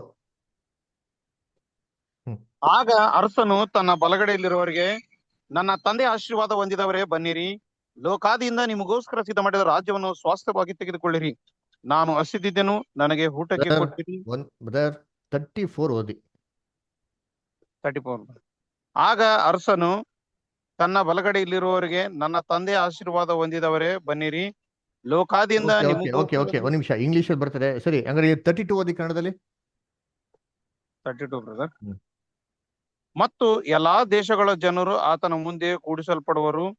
ಕುರುಬನು ಆಡುಗಳನ್ನು ಕುರಿಗಳನ್ನು ಬೇರೆ ಬೇರೆ ಮಾಡುವ ಪ್ರಕಾರ ಆತನು ಅವರನ್ನು ಬೇರೆ ಬೇರೆ ಮಾಡಿ, ಕುರಿಗಳನ್ನು ಆಡುಗಳನ್ನ ಬೇರೆ ಬೇರೆ ಮಾಡೋ ಪ್ರಕಾರ ಆ ಜನಗಳನ್ನ ಬೇರೆ ಬೇರೆ ಮಾಡ್ತಾರಂತೆ. ಅದರ ಅದಕ್ಕೆ ಕುರಿಗಳು ಮತ್ತು ಆಡುಗಳು ಸಪರೇಟ್ ಮಾಡೋದ್ರೆ ಕುರಿಗಳಿಗೆ ಒಂದು ಗುಣ ಇತ್ತು ಅಂತ ಹೇಳ್ತಾರೆ, ಆಡುಗಳಿಗೆ ಒಂದು ಗುಣ ಇತ್ತು ಅಂತ ಹೇಳ್ತಾರೆ. ಅದೇನ್ ಕೇಳ್ತಾರೆ, ನಾನು ಹಸಿದಾಗಿದ್ದೆ, ನೀವು ಒಂದು ಊಟ ಕೊಟ್ರಿ, ನಾನು ದಾಹವಾಗಿದೆ ಕುಡಿಯ ನೀರು ಕೊಟ್ರಿ, ನಾನು ಸೆರೆ ಮೇದ್ದೆ ಬಂದು ನನ್ನ ಏನ್ ಮಾಡಿದ್ರಿ, ನೀವು ಭೇಟಿ ಮಾಡಿದ್ರಿ ಅಲ್ವರ, ನಾನು ಅಸ್ವಸ್ಥವಾಗಿದ್ದೆ, ನಾನು ಗುಣಪಡಿಸಿದ್ರಿ ಅಲ್ವರ. ಸೊ ಯಾವಾಗಪ್ಪ ಇವೆಲ್ಲ ನಾವು ಮಾಡಿದೆ ಅಂತಂದ್ರೆ, ಈ ಚಿಕ್ಕವರಲ್ಲಿ ಒಬ್ರಿಗೆ ಮಾಡಿದ್ರೆ ನನಗೆ ಮಾಡ್ದಂಗೆ ನಮ್ಗೆ. ಅದಕ್ಕೆ ಎಷ್ಟೋ ಜನ ಇದನ್ನ ಇವಾಗೇ ಮಾಡಕ್ ಶುರು ಮಾಡ್ಬಿಟ್ಟಾರೆ. ಯಾಕಂದ್ರೆ ಇವ್ರಲ್ಲಿ ಯಾರೋ ಒಬ್ರಿಗೆ ಮಾಡಿದ್ರೆ ಕರ್ತನ್ಗೆ ಮಾಡಿದ್ರೆ ಅಂತ. ಈ ವಾಕ್ಯ ಯಾವಾಗ ಅಪ್ಲೈ ಆಗೋದು, ಇವಾಗ ಅಥವಾ ಕ್ರಿಸ್ತನ್ ರಾಜ್ಯದಲ್ಲ ಅಂತಂದ್ರೆ, ಇದು ಕ್ರಿಸ್ತನ ರಾಜ್ಯದಲ್ಲಿ ಅಪ್ಲೈ ಆಗಂಥದ್ದು. ಎಲ್ಲಿ ಕೊಟ್ಟಿದೆ? 31ನೇ ವಾಕ್ಯ ಓದಿ ಬುದಾರ, ಹೋದ್ರಿ ಯಾರಾದ್ರ 31st ವರ್ಸ್. ಇದಲ್ಲದೆ ಮನುಷ್ಯ ಕುಮಾರನು ತನ್ನ ಮಹಿಮೆಯಿಂದ ಎಲ್ಲಾ ದೇವದೂತರೊಂದಿಗೆ ಕೂಡಿ ಬರುವಾಗ ತನ್ನ ಮಹಿಮೆ ಸಿಂಹಾಸನದಲ್ಲಿ ಕೂತ್ಕೊಳ್ಳೋನು. ಆವಾಗ ಆಗಂತ ಕೆಲಸ. ಕರ್ತನೋ ಮಹಿಮೆಯಲ್ಲಿ ತಿರುಗಿ ಬರ್ಬೇಕಾರೆ, ಎಣ್ಣೆ ಬರಿಕೆಯಲ್ಲಿ ಬಂದು ಸಿಂಹಾಸನ ಮೇಲೆ ಕೂತ್ಕೊಬೇಕಾರೆ ಆವಾಗ ಆಗಂತ ಕೆಲಸ. ಆವಾಗ ಇಡೀ ಲೋಕದ ಜನಗಳನ್ನ ಏನ್ ಮಾಡ್ತಾರೆ, ಅವ್ರ ಮುಂದೆ ಕೂಡಿಸಿ ಅವರಲ್ಲಿ 2 ಗುಂಪಿನ ಜನಾಂಗ ಸಪರೇಟ್ ಮಾಡ್ತಾರೆ, ಒಂದು ಆಡು ಒಂದು ಕುರಿಗಳ ತರ. ಅದರ ಇದನ್ನ ನಾವು ನ್ಯಾಯ ತೀರ್ಪಿನ ಪಾಠದಲ್ಲಿ ನಾವ್ ಏನ್ ಮಾಡಿದಿರಿ, ಓದಿದ್ರಿ ಅದರ. ಏನಂತ ಹೇಳ್ತಾರೆ, ಏನ್ರಿ, ಯೇಸು ಕ್ರಿಸ್ತ ತೀರ್ಪು ಮಾಡೋದು ಹೆಂಗೆ, ಅವರ ಗುಣಲಕ್ಷಣಗಳ ಮೇಲೆ. ಕ್ರಿಸ್ತನ್ ರಾಜ್ಯದಲ್ಲಿ ಎಲ್ಲಾರ್ಗು ಸತ್ಯ ಕೊಟ್ಟಿದ್ಮೇಲೆ ಏನ್ರಿ, ಅವ್ರೇನ್ ಮಾಡ್ಕೋ, ಈ ಒಂದು ಕುರಿಗಳ ತರ ಗುಣಗಳನ್ನ ವ್ಯಕ್ತಪಡಿಸ್ಬೇಕು. ನರಕಕ್ಕೋ ಸ್ವರ್ಗಕ್ಕೆ ಹಾಕೋದ್ ಬಗ್ಗೆ ಏನ್ ಮಾಡ್ತಾರಲ್ಲ ಯೇಸು ಕ್ರಿಸ್ತ ಹೇಳ್ತಾನೆ ಇಲ್ಲ ರೀ ಅಲ್ದರ. ಎಲ್ಲಿ ಅಲ್ಲೇ ಕೊಟ್ಟರೆ ನೋಡ್ತೀರಿ 34th ವರ್ಷ ಓದಿಬಿಡ್ತಾರೆ ಅಲ್ದಲ್ಲೇ 34 ಕೊಡಂತ ತೀರ್ಪು ಏನಂತೆ, ಕುರಿಗಳಿಗೆ ಏನ್ ತೀರ್ಪು ಕೊಡ್ತಾರೆ. ಆಗ ಅರಸನು ತನ್ನ ಬಲಗಡೆಯಲ್ಲಿರುವವರಿಗೆ, ನನ್ನ ತಂದೆಯ ಆಶೀರ್ವಾದ ಹೊಂದಿದವರೇ ಬನ್ನಿರಿ, ಲೋಕಾದಿಯಿಂದ ನಿಮಗೋಸ್ಕರ ಸಿದ್ಧ ಮಾಡಿದ ರಾಜ್ಯವನ್ನು ಸ್ವಾಸ್ಥ್ಯವಾಗಿ ತೆಗೆದುಕೊಳ್ಳಿರಿ. ಪರಲೋಕಕ್ಕೆ ಹೋಗ್ಬಿಡಿ ಅಂತಂತಾರ. ಲೋಕಾದಿಯಿಂದ ರಾಜ್ಯವನ್ನು ಸಿದ್ಧ ಮಾಡಿದ ದೇವ್ರು ನಿಮಗೆ, ಅದನ್ನ ಪಡ್ಕೊಳ್ಳಿ ಬನ್ನಿರಿ ಅಂತ ಹೇಳ್ತಾರೆ. ನೋಡಿದ್ದೀನಿ ಅದರ ಕ್ರಿಸ್ತನ್ ರಾಜ್ಯದಲ್ಲಿ ಇಡೀ ಲೋಕ ಜನಗಳಿಗೆ ಕೊಡಂತ ಆಶೀರ್ವಾದ, ಭೂಲೋಕದಲ್ಲಿ ದೇವರ ರಾಜ್ಯ. ಆಮೇಲೆ ನೆಕ್ಸ್ಟ್ ನಾನು ಹಸಿದಿದ್ದೆನು, 41 ಓದಿ ಬದರ್ ಇವಾಗ 41 ಬ್ರದರ್. ಆಮೇಲೆ ಆತನು ಎಡಗಡೆಯಲ್ಲಿರುವವರಿಗೆ, ಶಾಪಗ್ರಸ್ತರೇ, ನನ್ನನ್ನು ಬಿಟ್ಟು ಪಿಶಾಚಿನಿಗೂ ಅವನ ದೂತರಿಗೂ ಸಿದ್ಧ ಮಾಡಿರುವ ನಿತ್ಯ ಬೆಂಕಿಯೊಳಕ್ಕೆ ಹೋಗಿರಿ. ನೋಡ್ರ, ಪಿಶಾಚನಿಗೂ ದೂತನಿಗೆ ಸಿದ್ಧ ಮಾಡಿದ ನಿತ್ಯ ಬೆಂಕಿ ಅಂತಂದ್ರೆ 2ನೇ ಮರಣ. ಪಿಶಾಚನ ತೊಗೊಂಡು ಬೆಂಕಿಲಿ ಕೂದಿಸ್ಬಿಟ್ಟು ಫ್ರೈ ಮಾಡಿ ದೇವ್ರಿಗೆ ಏನು ಪ್ರಯೋಜನ ಇಲ್ಲ. ಏನ್ ಪ್ರಯೋಜನ? ನಾಶ ಆದ್ರೆ ತಾನೇ ಬೆನಿಫಿಟ್. ಇಲ್ದಿರ ಇದರಿಂದ ಒಳ್ಳೇದಲ್ವಾ ಅಂತ ಅಂದ್ಬಿಟ್ಟು ಏನ್ ಮಾಡ್ತಾರೆ, ಇಲ್ದ ರೀತಿಲಿ ಮಾಡ್ತಾರೆ. ಇದನ್ನೇ ಅಲ್ಲಿ ಕ್ರಿಸ್ತನ ಒಂದು ರಾಜ್ಯರಾಗಂತ ನ್ಯಾಯ ತೀರ್ಪು ಬಗ್ಗೆ ಏನ್ ಮಾಡ್ತಾರೆ, ಅದನ್ನ ಒಂದು ಸುಗ್ಗಿಗೆ ಏನ್ ಮಾಡ್ತಾರೆ, ಹೋಲಿಕೆ ಮಾಡ್ತಾರೆ. ಇದರ್ಥ ನಮಗೆ ಚೆನ್ನಾಗಿ ಗೊತ್ತು ಅಲ್ರ. ಆದಾಮಿಂದ ಕ್ರಿಸ್ತನ್ ಸತ್ತಿರೋರು ಎಲ್ಲರೂ ಕ್ರಿಸ್ತನ್ ರಾಜ್ಯದಲ್ಲಿ ಏನಾಗ್ತಾರೆ, ಎಲ್ಲಾ ಜೀವಂತವಾಗಿ ಎದ್ದು ಬರ್ತಾರೆ ಅಲ್ವರ. ಎಲ್ಲಾ ಜೀವಂತವಾಗಿ ಎದ್ದು ಬರ್ಬೇಕಾರೆ ಎಲ್ಲಾರು ಹೆಂಗಿರ್ತಾರೆ, ಶ್ರೀಮಂತರ. ವಿಜಯ್ ಮಲ್ಯ ತಿರುಗಿ ಎದ್ದು ಬರ್ತಾನೆ, ಬಡವನಾಗೆ ಎದ್ದು ಬರ್ತಾನೆ.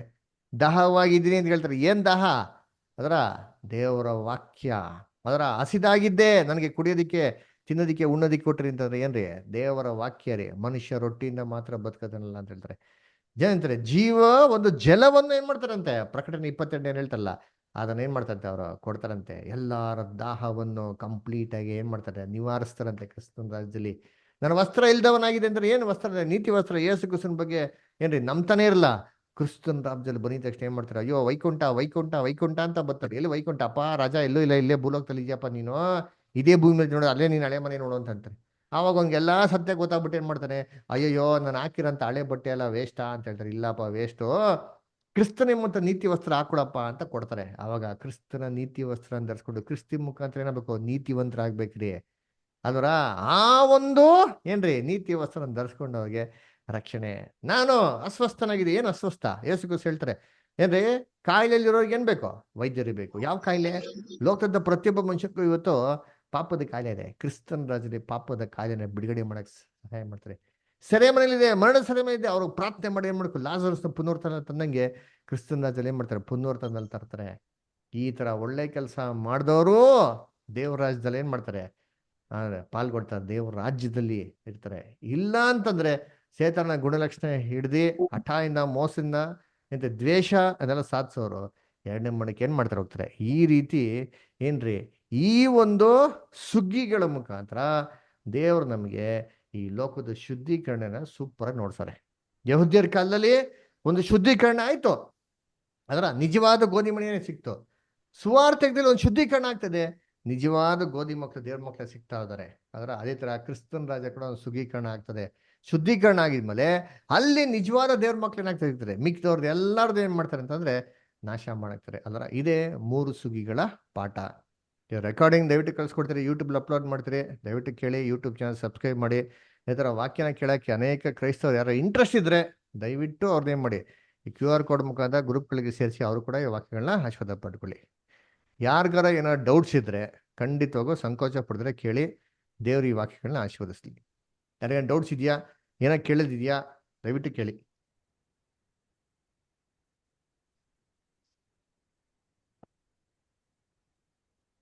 ಸರಿ, ಹಂಗಾರೆ ಯಾರಿಗೂ ಏನೋ ಪ್ರಶ್ನೆ ಇಲ್ಲ ಅಂದ್ರೆ ಸಂತೋಷ. ಹಂಗೂ ಏನೋ ಪ್ರಶ್ನೆ ಇತ್ತಂದ್ರೆ ಏನೂ ಬೇಜಾರು ಮಾಡ್ಕೊಂಬಿಡಿ. ವಾಟ್ಸಪ್ಪಲ್ಲಿ ಯಾವಾಗ ಬೇಕಾದ್ರೂ ನೀವು ನಾನು ಕಾಂಟ್ಯಾಕ್ಟ್ ಮಾಡ್ಬೋದು, ಫೋನ್ ಮಾಡ್ಬೋದು. ಹಂಗಿಲ್ಲ ಅಂದ್ರೆ ನೆಕ್ಸ್ಟ್ ವೀಕ್ ಕೂಡ ಏನು ಮಾಡೋದು, ನೀವು ಕ್ವಶನ್ಸ್ಗಳಿಗೆ ಕೇಳ್ಬೋದು, ಅದನ್ನ ಉತ್ತರ ನೋಡೋಣ. ಆಮೇಲೆ next week very very important class ಇರ್ತದೆ ರೀ. ಅದರ ತುಂಬ ಇಂಪಾರ್ಟೆಂಟ್ ಕ್ಲಾಸು. ಆ ಕ್ಲಾಸ್ನ ದಯವಿಟ್ಟು ಮಿಸ್ ಮಾಡ್ಕೊಂಡು, ಆ ಕ್ಲಾಸು 5 ವಾರ ಇರೋಂಥ ಕ್ಲಾಸು. ಸೊ ಕಂಟಿನ್ಯೂಸ್ ಆಗಿ ಒಂದು ತಿಂಗಳಿರ್ತದೆ. ದಯವಿಟ್ಟು ಯಾರು ಸೋದರ್ಸ್ಗಳು ಮಿಸ್ ಮಾಡದಿರ್ಲಿ, ಆ ಕ್ಲಾಸಸ್ಗೆ ಬರೋದಕ್ಕೆ ಪ್ರಯತ್ನ ಮಾಡ್ಕೊಳ್ಳಿ. ಓಕೆಲಾ? ಸೊ ದೇವ್ರ ವಾಕ್ಯಗಳನ್ನ ಆಶೀರ್ವದಿಸ್ಲಿ. ಕೊನೆಯದಾಗಿ ಒಂದು ಪ್ರಾರ್ಥನೆ ಮಾಡಿ ನಾವೇ ಮಾಡೋಣ, ಈ ಕೂಟನ ಕ್ಲೋಸ್